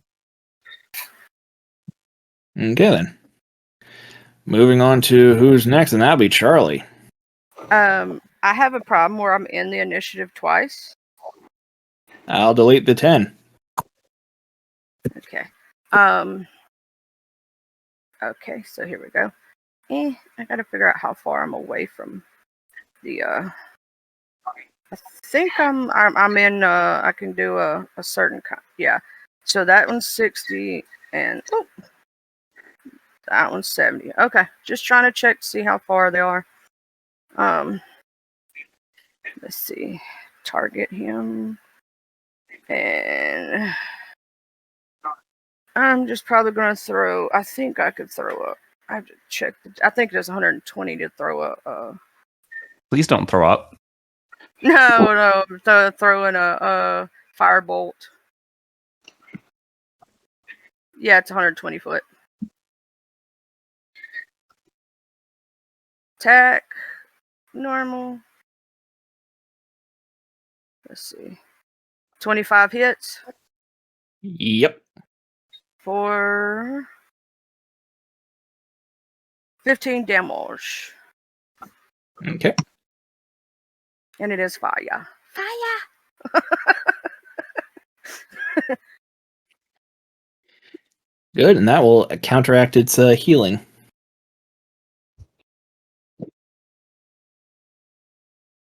We have to do fire damage every round, correct? Fire or Fire acid. or acid? Anything else for Dixie? No, that's it for right now. Dixie's gonna stay back here in the back and chill. Okay. What's Glad doing? Glide is going to move. I know it's a very strange concept.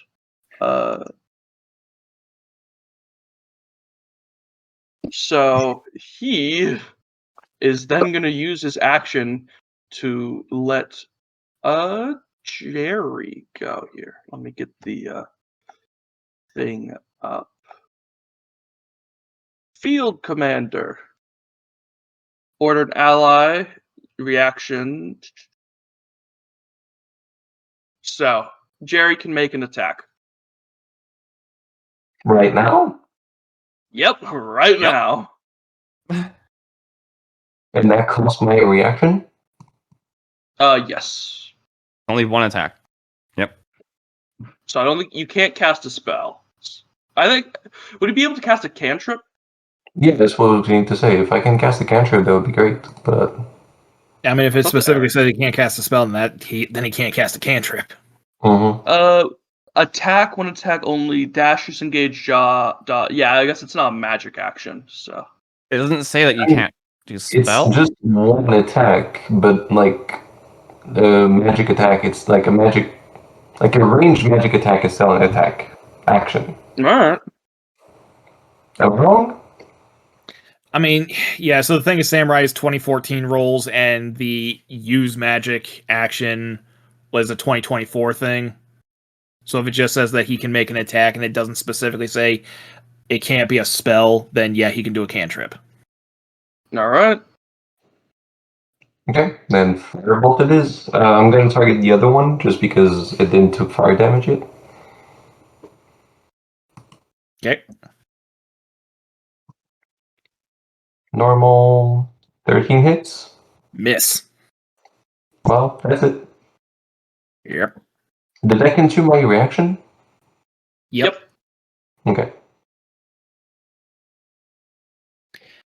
Well, Clyde's up. That was Clyde. Does Clyde do anything else, or He doesn't really have a bonus action, so that's it. okay? So it's the troll's turn, and so then they start shouting out in troll, "Oi, those two can cast fire!" And then they just start dashing towards them. Fireball. He won't pass through my reach, but he will. Yep, you can make an opportunity attack against them. They do not care. That way of stopping him with that. Hey guys, I gotta sign off here. Okay, I'll see you next week. We'll be playing for Oh, about gotta go? another hour. Alrighty. See. Bye. Peace out. Okay, and yeah, one's going to roar, and then these two motherfuckers are going to be popping out of the water. I'm gonna get my at least free attack out of this. Here, let me. Yeah, I gotta move. So There's two more. Great. Yeah. One. See here. 20. I don't want Warcaster, do I? Yep. Fine. 1, 2, 3. And for the record, the red one is just so I remember that that's the one with the big hammer. Big hammer. So Clyde does 12 damage to the right one. Hold on. They didn't pass within 5 feet of us, so I don't know if we get an attack on them. They did. Yeah. Oh, at least do you pass within 5 feet of Mao? Yep. Oh. Okay. Sure. That's a 27 to hit. The other one. Okay. 11 damage there. That's a little sad, but I gotta move myself back because that was only so I could do that.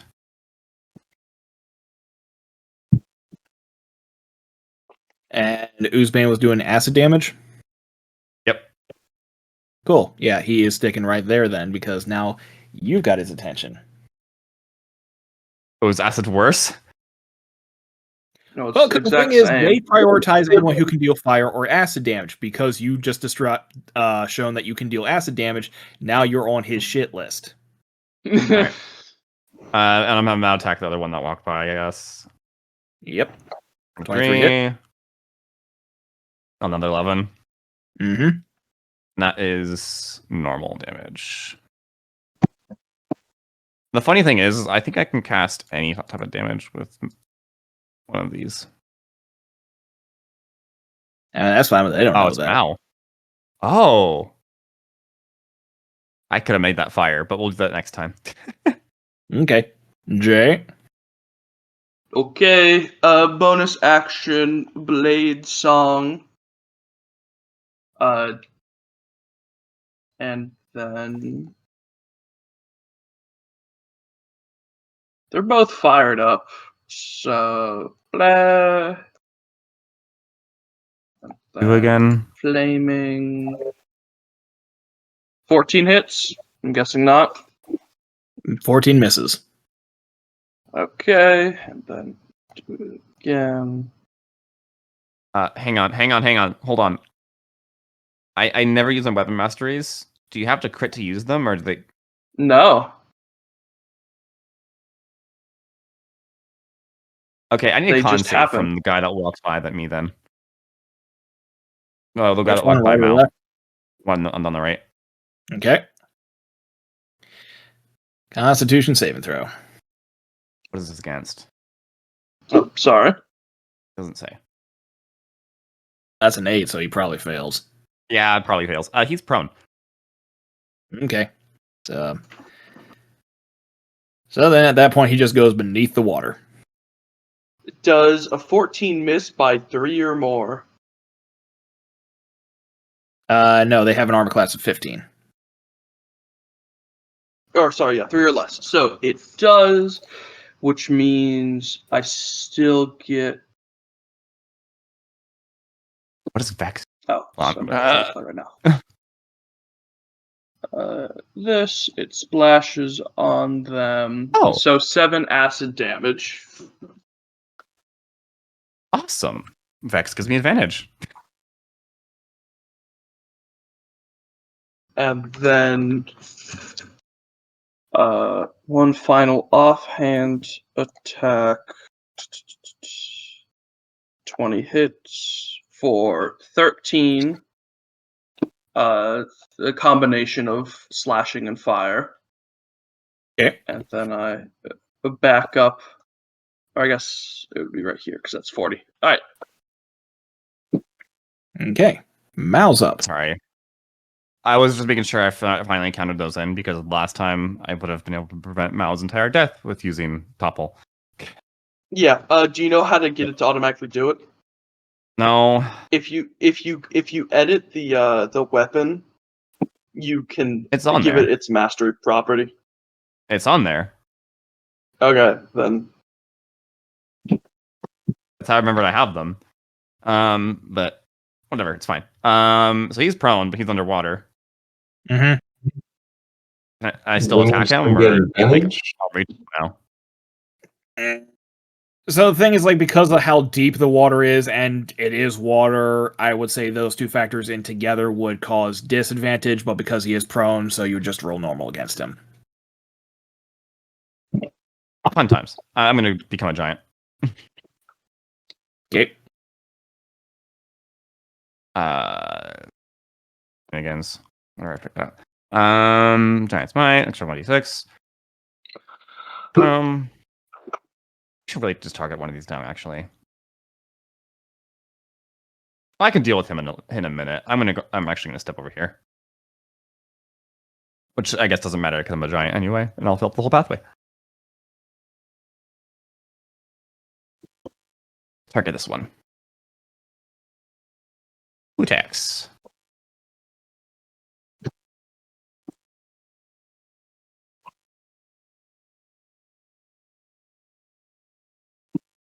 Tap. 16 hit. I think you said it was a 15. Yep, 16 hits. I need a d6. 15.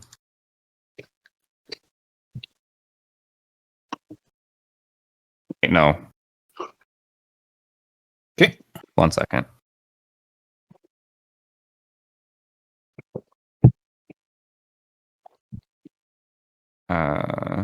Once in each turn, you do an extra 26. Okay, so that is 26 against him, and I'm going to make it fire. Okay.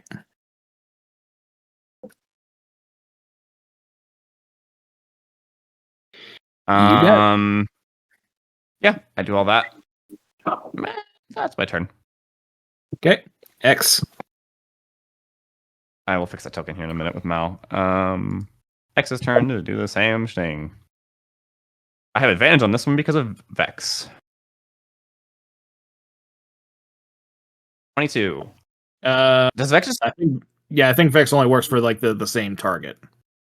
Yes. It was this target. Well, I mean the same character. So Mal would have gotten advantage, but you do not. No. I have Vex on X. Okay. I'm a swords bard. Okay. So my Oozbane has Vex. I got Topple on Mal.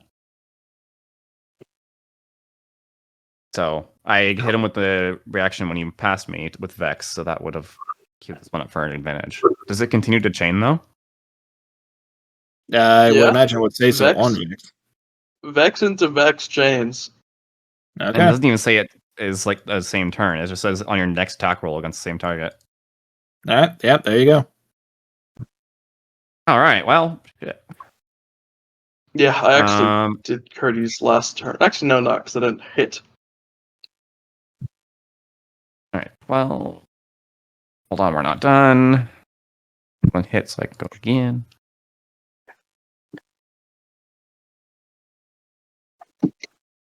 11. I don't think I have any bonuses to that damage. So 23 acid? 23 hits. No, 23 acid damage total. Okay.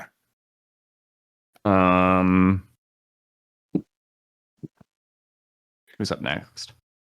Coco, I will give you finger guns. Teobardic. Ooh. Oh shit! Wait, I keep forgetting I have all these flourishes. I'm gonna defensive flourish. Dead after giving him the bardic. So basically, I'm just gonna.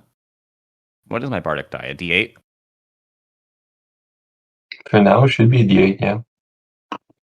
He takes an extra 2 damage, and I get plus 2 AC. That's my turn. Sorry. Okay.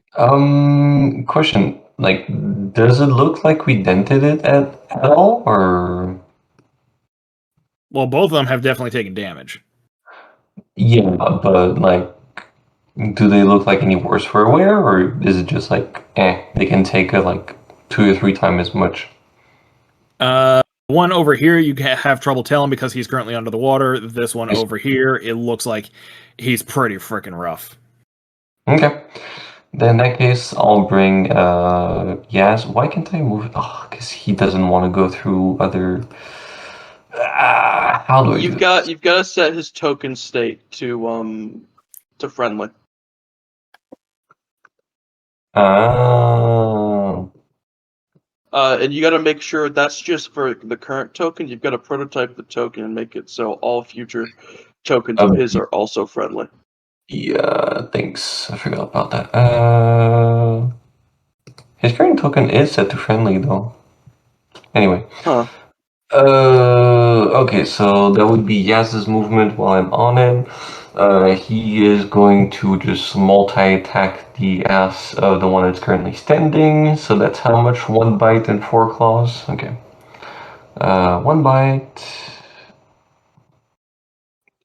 10 misses and 4 claws. 1, 2, 3, 4. First one, 22 hits. It doesn't help me the damage, what? Ah, fuck, I have to redo it.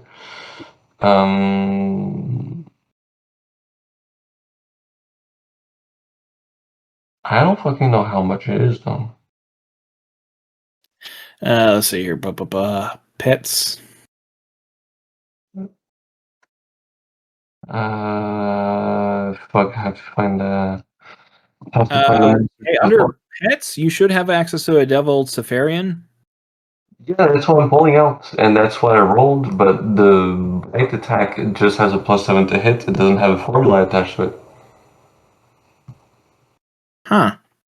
Yeah. It's probably because it. I don't know.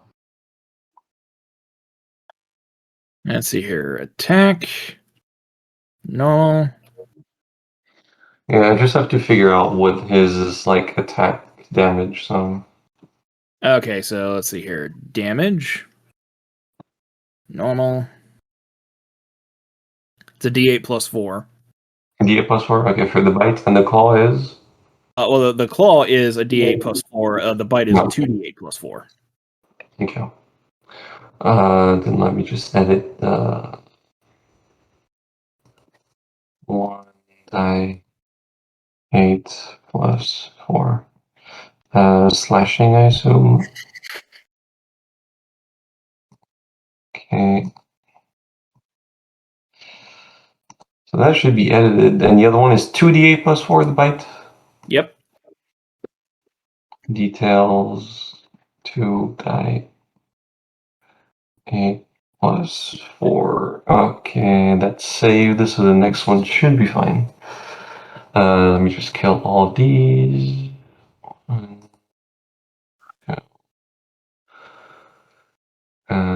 3. It's 1d8.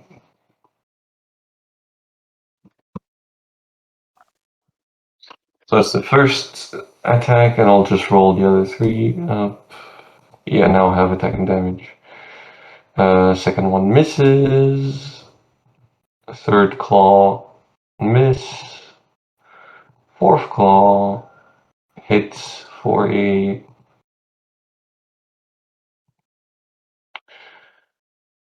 total of 5, so that's 13 slashing damage on the current one.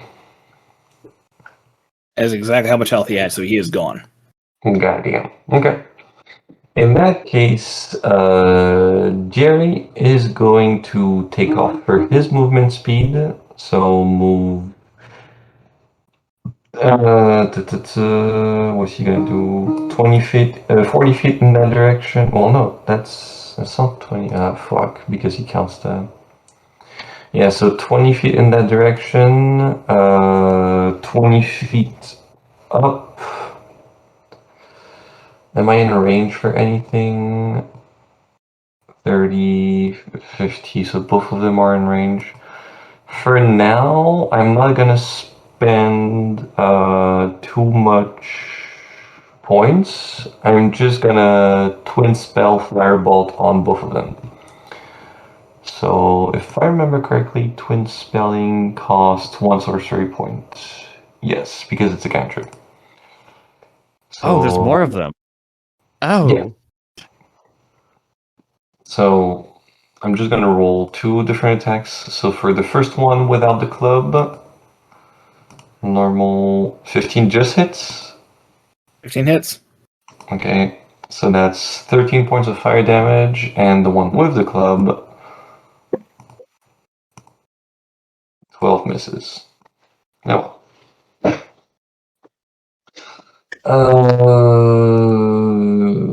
And fuck it, I'm gonna move.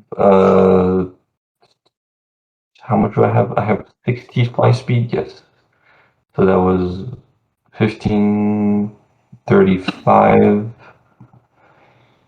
I'm gonna do +5 up, just in case. So it's gonna be 25 up from the ground. So that's 40 feet, and then I'll move 20 feet in this direction. Yeah. How much is that? 5? 10? Okay. I'll move there, and I'll be 25 feet up in the air. Hopefully they can't reach me up there. I should be closer to the entrance, just in case. Yes. Okay. Okay. And that'll be my turn. Okay. At this point, Hazel comes out. Mm-hmm. What in tarnation's all that racket out there? Yeah, damn scourges! And aims her cannon at Gerald. Oh. I mean, I am the closest target. Yep. Yeah. Well, she's a real ugly one.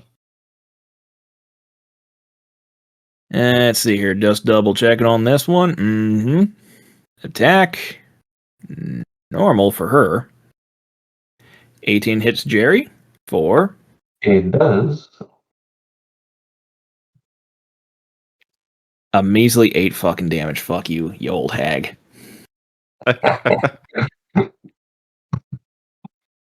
I will take care of. Oh. Uh-oh.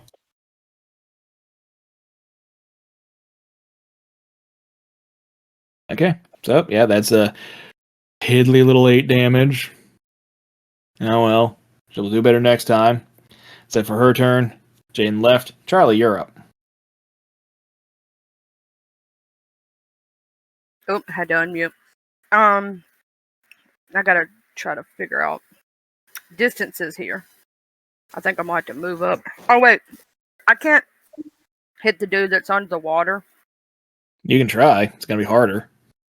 Let me try to do some. Let me do some measurements here. Let's see if I move right here. Then, yep, I can reach him.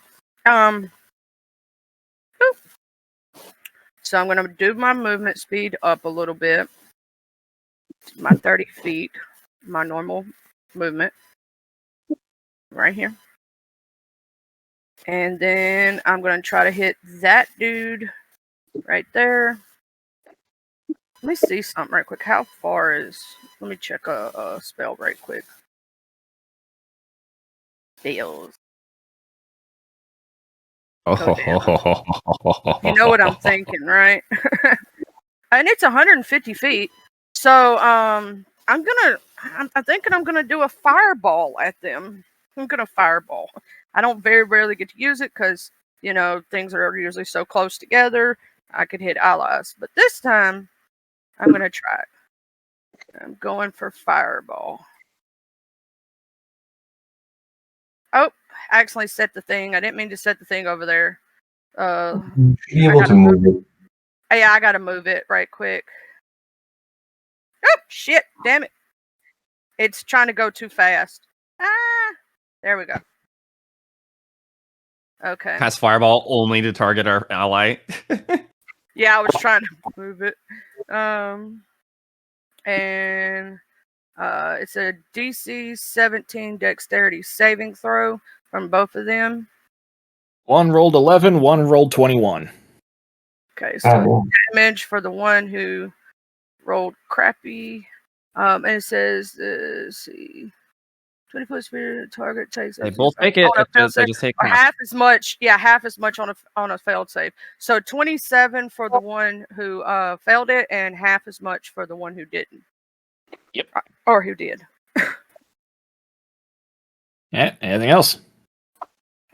Nope. I'm gonna sit right back here in my little spot and chill out. Okay, Clyde's up. Okie dokie. He's finally in range to hit things. That one is So prone this in guy- the water still, I think. Yes. Yeah. Oh, just regular. Okay. But I don't know if he has anything that helps just with against it being prone already. Nah. Also, what does his weapon do? Oh, graze, right. Sorry, yeah. Fighting spirits to give all these attacks advantage. 13 damage for the first one.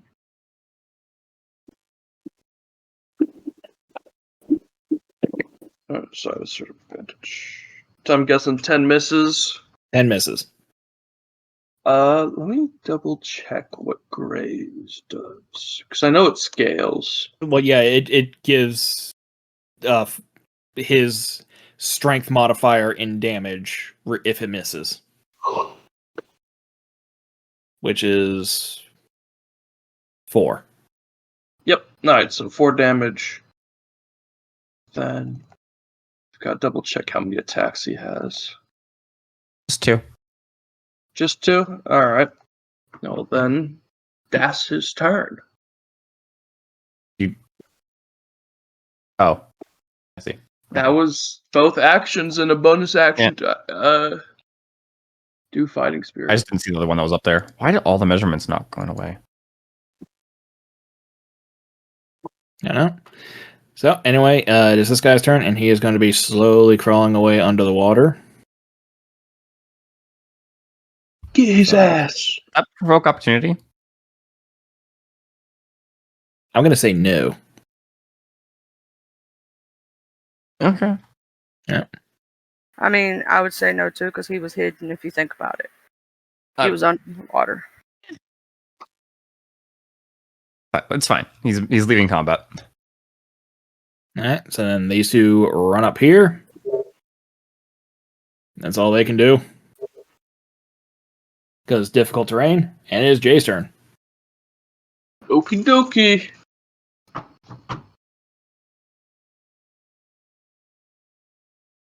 "60 feet. How far away is she?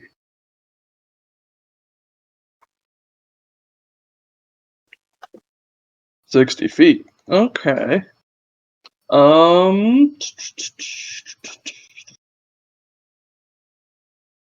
I am going to cast Sickening Radius. Oh, God damn it, not there. There. Okay. Yeah. Oh, you said okay. They said my name. Why does this sickening radiation? Let me go into the compendium. Yeah, I can't read it. Oh. I'm like, I want to read too. I've never seen it before. Okay, because it's from Cauldron of Plentiful Resources. God damn it. Called sickening radiance. Blah. Dim greenish light spreads within 30-foot radius sphere, spread to the point you choose. Spreads around the corners. Whenever the creature moves into the spell areas for the first time or starts its turn there, the creature must make a Constitution saving throw or take 4d10 radiant damage and suffers 1 level of exhaustion. I can keep her there if you want. Yeah. I was gonna do Phantasmal Killer but I can do auto Psycho irresistible dance. Killer. But they have to spend all their movement to dance. Yeah. So, con save from the anus hag. Yep. Con save. Normal. Yeah, that's an 8. Cool. 4d10 damage, and she gets a level of exhaustion. Which I forget what the first level does. I think it's disadvantage on everything. No. Sucks to be her, I On guess. saves, I think. Let's see. Yeah, let me- Exhaustion. Yeah, disadvantage on ability checks, so that's disadvantage on everything.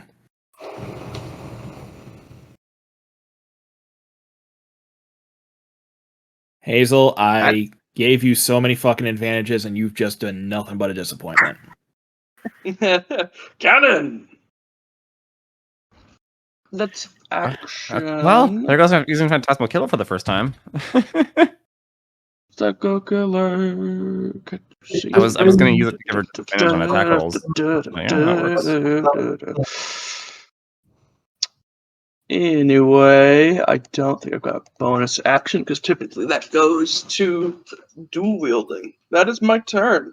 I'm kind of stuck there, unfortunately. It's Mal's turn. Mal's gonna move up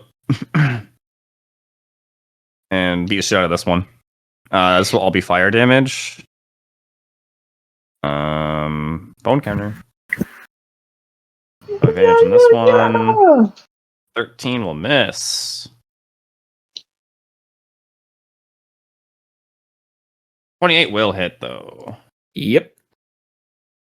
Or 11 plus 4, 15. Okay. Fire! Okay, sorry. And we'll say we gave you the chance to leave, and that's a turn. Says that in giant. Yep. Okay. Let's see here. Now it's X's turn. Okay. I just to keep Phantasmal Killer going. So when she starts a turn, there it has to do it, or Yes. okay. She's gonna stay and spend another turn in that sphere at the very least. I'm gonna cast the autos. No, it's only range 30 feet. I can't do it. Okay, well, I can't do autos. I'm sorry. I'm gonna do Phantasmal Killer then. Stick with the original plan. Okay. It's gonna be so funny if Um, she makes the save against it. Because she has disadvantage on a save anyway. Yep. Range on Silvery Barbs 60. Or no, I don't think she does. Yeah, it's only checks, saves, or something else. Yeah, she doesn't get a disadvantage on saving throws and attack rolls until 3rd level of exhaustion. It's okay. This will give her disadvantage on attack rolls. If she... Yeah, ability checks are like isn't actually that bad because it's just like strength checks and like dex checks. Wisdom check. DC Yeah. 17. Wisdom check. Come on, bitch. You Well, have good wisdom wisdom. save. 14. That fails. Yep. She's gonna take 4d10, so 16 psychic, and she has a disadvantage on attack rolls. And ability checks, which she already has a disadvantage on. Yep. Okay. And it'll keep going until she passes out of that. So she'll have to make that again at the end of her turn. That's fine. Go. What's Jerry doing? Well, they're in the neat line at the moment, so I'm gonna main cast go take a Agonizar's Culture. Just second level, doesn't need to be third.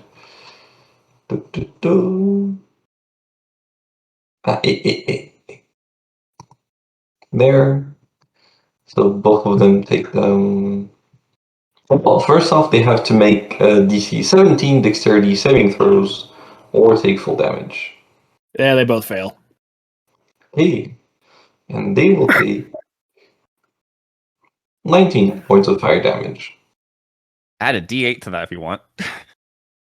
No, I'm gonna target lady with quick cast.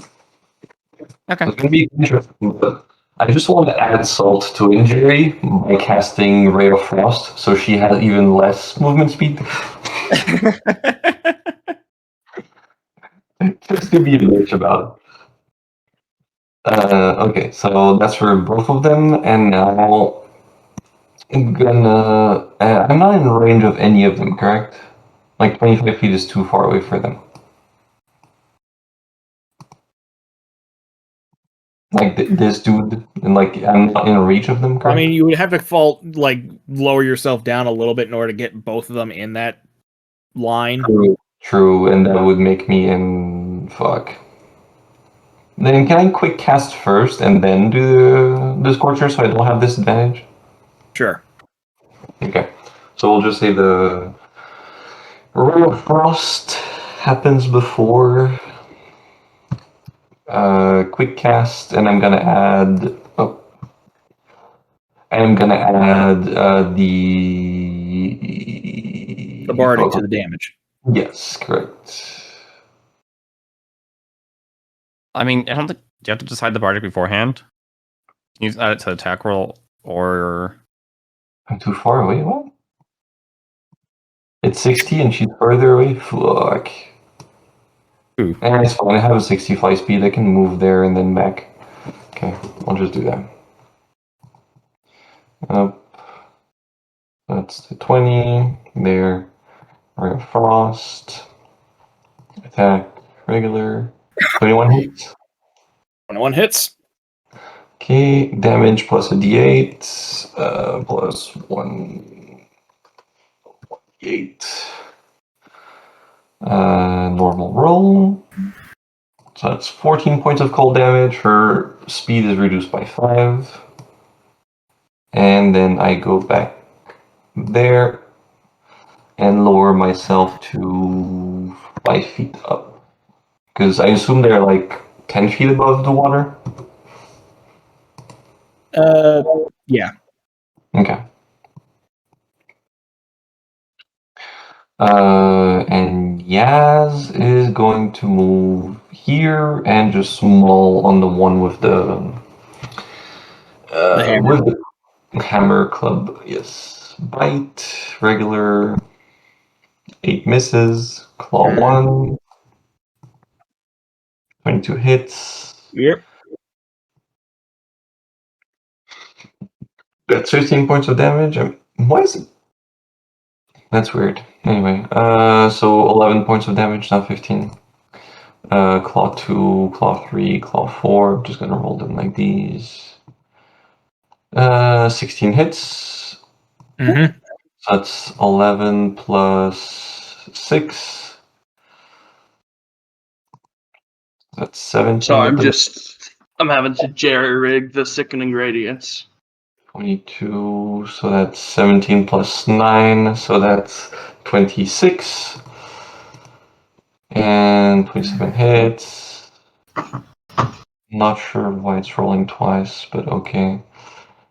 And that's 11 extra, so that's 38 points of slashing damage total to this one.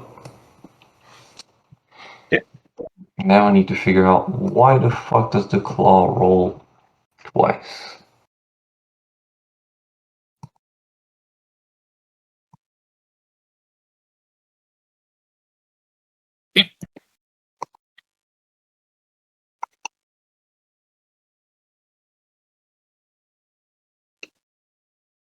This poor hag. Honestly. Okay. And see here, so with that one, she is, going to be moving backwards into her hut. Her movement speed is also halved. That's fine. It only takes her 10 feet of movement to get back in there. Well, she still started her turn, so make a save. Yep, that's fair. That was wisdom. Con. Oh, con, right. Normal. Failed. Oh, that's 18 another damage. exhaustion, isn't it? Yep. 18 damage. See if another you can press apply active effect and see if it. Actually, I don't know if it has it on NPC sheets. I don't believe it does. All right. I don't know what level What 2 does of this- exhaustion.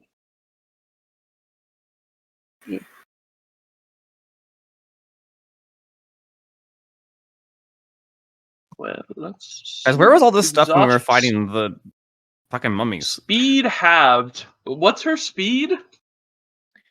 Her grand total speed will be 35. So it was already halved once, then halved again. And -5 from Ray of Frost. I don't. Minus 5 Sorry. for Grand Frost. Yeah. Yeah, so she still would have 10 feet left to crawl back in there. Okay. It's okay. It's okay. It's fine. All right. I heard that you offered that one a chance to run away. I'm also open to negotiations. Is that from the hag? Yeah, Okay. that one's actually speaking in common. Is that the end of our turn? I mean, I'm gonna let you guys say something back to her to determine as to whether or not that is the end of her turn. So, do you take her up on the offer or what? How bad was she looking before she dipped out? She was bloodied. We could have did her a little closer to death, I think. That's fucked up, dude. Honestly, I would like to surrender. Let's beat her up a bit more. Honestly, I'm down to say if you leave us all of your possession, then you might live with your life. Make an intimidation check. Cool. 9. It's I got inspiration. Your fucking voice is getting bit crushed right now, my guy. Yeah. Sorry.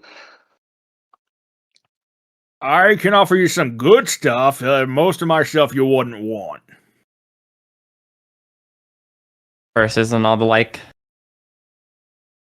I have a lot of curse stuff. Little stuff I use to make my spells, divining magic. I got some good magic that's absolutely not curse that you can have. Totally very not suspicious. cursed magic. Say, what's your thoughts on a hag war? On all the other hags. Hag war. I mean, I'm not a big fan of other hags generally, but it's who exactly are you going to war with? You mentioned Well, Gith, I might she's like gonna to go, live no. if you start fighting all the other hags. All of them? Every last not one. all at the same time, but yes.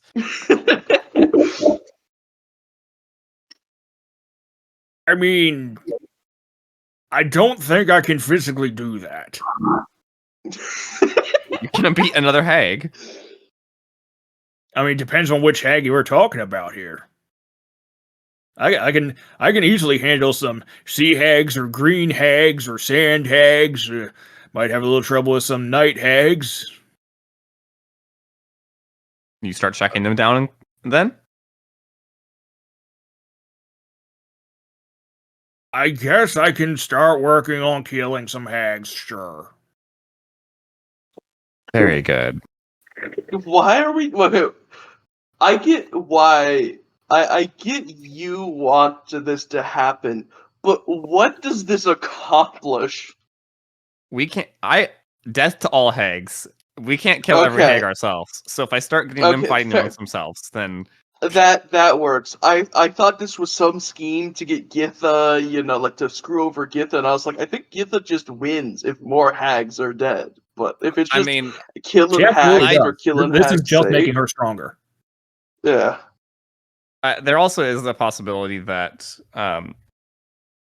some other hags will be strong enough then to possibly rival Githa if they keep killing each other, taking this other stuff. Oh no, that's just going to weaken their forces against her. Mm-hmm. At no point does going to war make anyone involved in that war stronger. Look, X isn't smart, okay? That's fine. I'm just pointing this out to you when everything comes back to biting you in the ass. Don't act like this is me trying to screw you over for you doing this. X is like, fuck all hags, I'm gonna go to war with them. If you really want to make it a problem for Githa, I guess what you would need was to like create several covens and then have the covens ally each other, and maybe that would be enough to like fight off Githa. But Yeah. And Clyde could probably mention something like that later, but yeah. Were we I guess- really letting her live? Well, let me double check if there's anything good to loot from her. I mean, from the Oh, okay, Here's okay. one more There's. We can loot the anus hag. It's in the book. Corruption skull. what can you make with that? middle of combat. Curdy's pulling out this book. Hold on a second. Let me see what I can get off you. Let me do my research.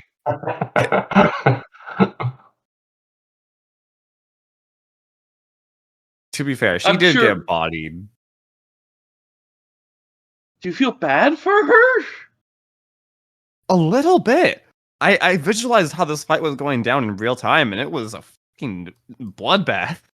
Okay, It once broke per knees, day when you cast cracked message in skulls. this way, you may also force your target to succeed a DC 13 charisma saving throw or become charmed by you for the next 24 hours. While charmed this way, their alignment changes to evil. And any persuasion checks you make to convince them to perform an evil act is rolled at advantage. That's pretty fucking good. For you? I kind of want that, I'm not gonna lie. You want that? Yeah. No. Let me see if any other hags drop it. Or drop the resource for it. Anus So Powerful Magic hag. item that half the party wants, and X is saying no because he wants an army of hags angry at them. So each hag actually gives you a different type of skull, which is really cool. Depending on. I so much want to make a belt out of this so I can have all the skulls in one belt. That would be so cool. Yeah, there's a frozen skull. I'm the one with problems. Yes. There's a deception skull. There's a nightmare skull. There's a fear skull. That's all of them. There's 5 skulls? There's 5 skulls. And that works pretty evenly around your waist when you put it. Fuck it, I want a belt of all of them. Alright, time to kill the hag.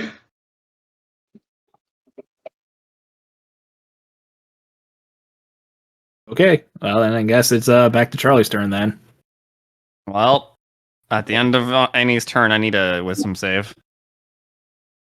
Yeah, okay. All right. So let's see. Failed. Each hard Let's see how far they are from me. 21 damage, psychic. Okay. He's 27. It's hard right now, but we've quit. Question: does radiant damage bother them at all? About as much as almost anyone else.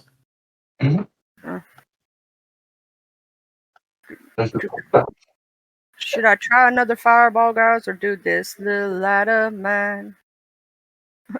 Do It fireball. really doesn't matter. Okay, I'm Yeah, gonna do This fireball. fight's kind of over. Yeah, okay. I gotta make I sure. imagine they might be running away. In fact, You may like this, Val. With the hag Hmm. blood, specifically Anna's hag blood, you get No, a you- potion of corrupted strength, which you grow one size larger, and your strength score increases to 21. permanently? No, for an hour. Oh, that's we're never gonna use it.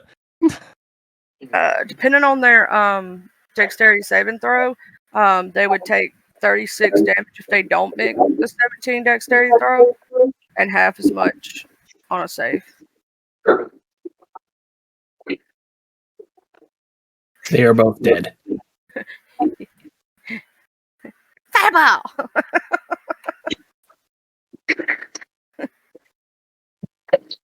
Now, let Yep, me so the one who was underwater and walked away, he's the only one who survived. And let me move forward a little. Let's see here. Measurement or thing tool. Let's see.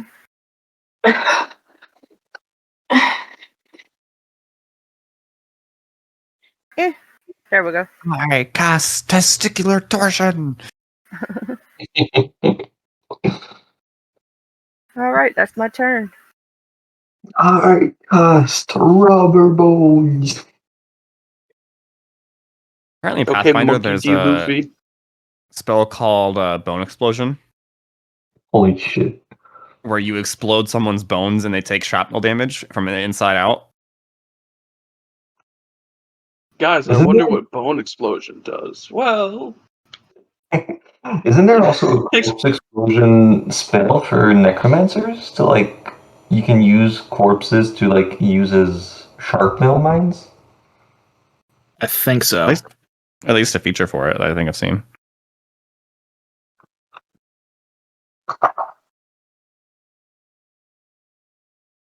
I'll find this Anyways, real quick. Clyde's turn. Clyde. I guess he's just gonna march down the. You dropping your phantasmal? Sure. Yeah. It's concentration, so it's.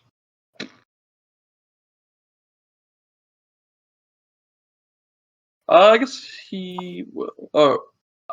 He will use his action to let Curdy dash. Here, let me. Field Commander. Yeah. So. Curdy's gonna.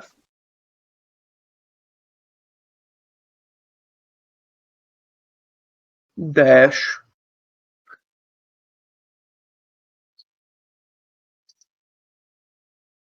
One creature with a skeleton.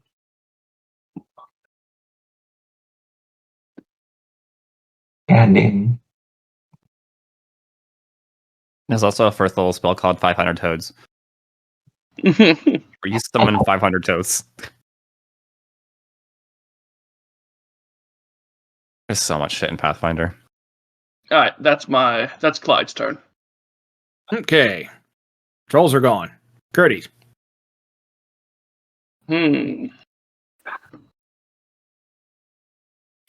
Hmm.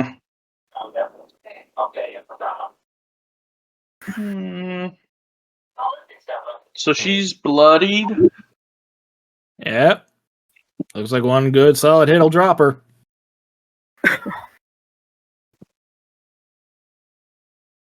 Let me target her. Move in. Attack flaming.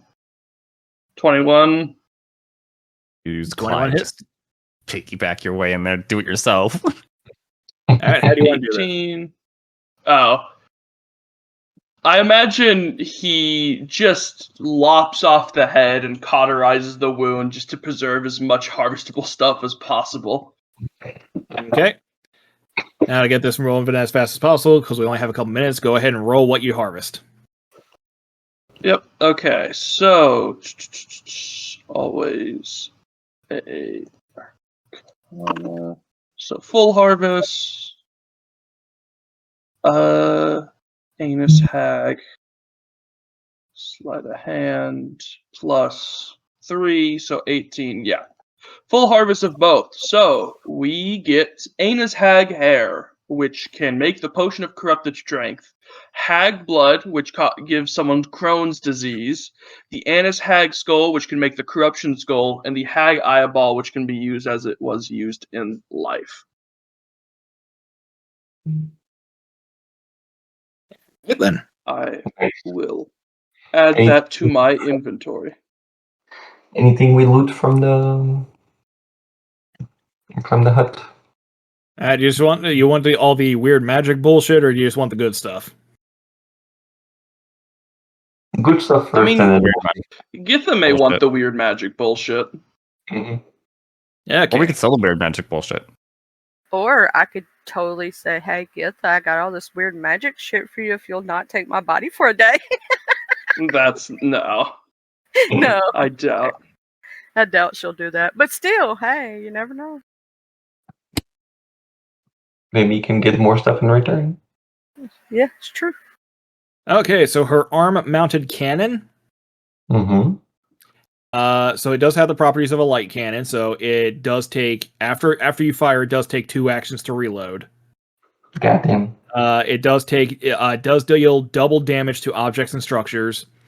It has the mounted property. This weapon is normally used while attached to a tripod, vehicle, or other bracing mount. You can mount or unmount this weapon as an action. While it is mounted, it can't be moved. It can only be used to make an attack while unmounted if held by a medium or larger creature with a strength score of at least 15, which she was. Mm-hmm. But beyond all the basic light cannon properties, which also it does 2d12 damage, this particular light cannon is known as Cradle Breaker. It has the magical property of In the Heart. You can instantly reload this weapon by sacrificing one of your hit die. If you do so, you can add a roll of that die to the damage of your next attack. If the attack hits a creature, that creature cannot regain hit points until the start of your next turn. Ooh, that's pretty good. And to be fair, I'm assuming that Charlie would point at this because pointing at it does reveal curses. Yes, I point at it. Okay. It does have a curse on it. After each shot, you make a DC 14 Wisdom saving throw. On a failure, you are driven to fire upon any creatures you see within the next minute, including allies. This effect lasts for the full minute, and the timer resets every time you fire the cannon. So, no. But good for sale. It is worth 5,000 gold pieces. Holy shit.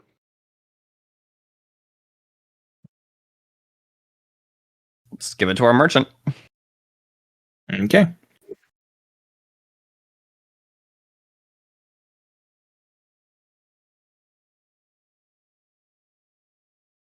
Okay.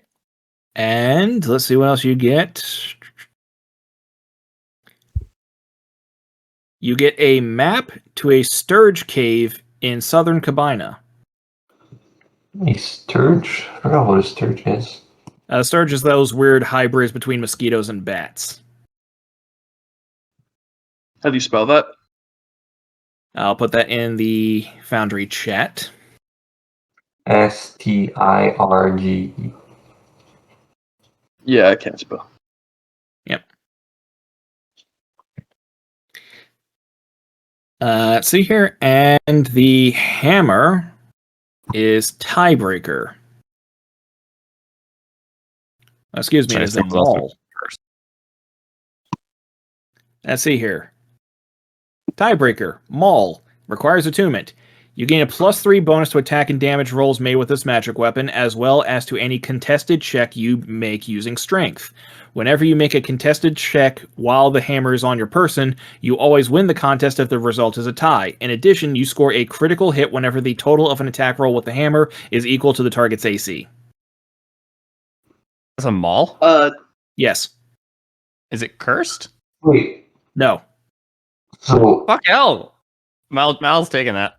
no, wait. Like, does it mean that you get 2 situations for crit and not 20, and when you roll exactly the AC? Yes, and if you have an expanded crit range, you also crit on that too. Goddamn. Yep. Mal likes malls. Is that in our items? It is in your items now. Point at it and everything, and no curses, huh? No curses. Dixie can just point at it to see if it's cursed. Yep. I point at it. Let's see here. Putting this next stuff into Foundry. Was the hammer? A rocking chair that rocks on its own. It stops when it's watched and starts when it's ignored. That's funny.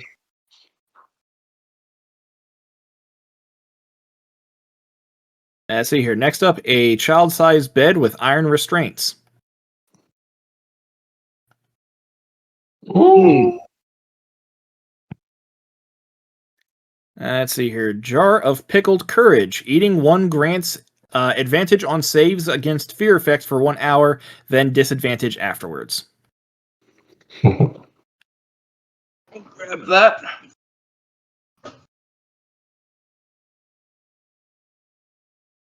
Let's see here. The Nice List. A book that updates with names of well-behaved people nearby. The criteria are unclear. I like the nice list. I don't like the And child-sized finally, bed with a iron jar of restraint. teeth. That's A jar of teeth. They can be scattered to cast a caltrops-like effect, but the teeth bite. Oh, teeth. I heard a jar of tea. it is a jar of teeth.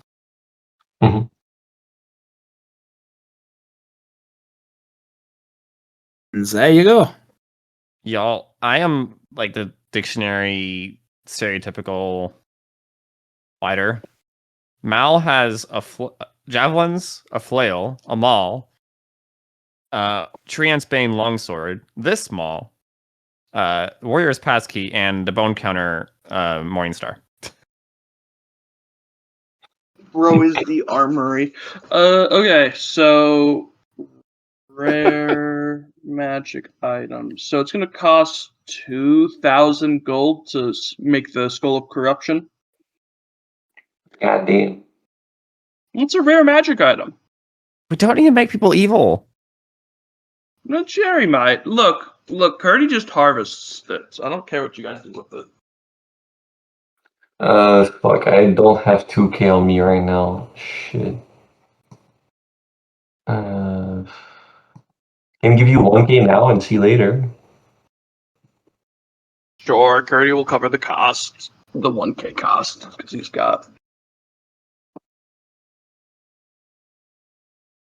And I am So that will be sent out to the manufacturers.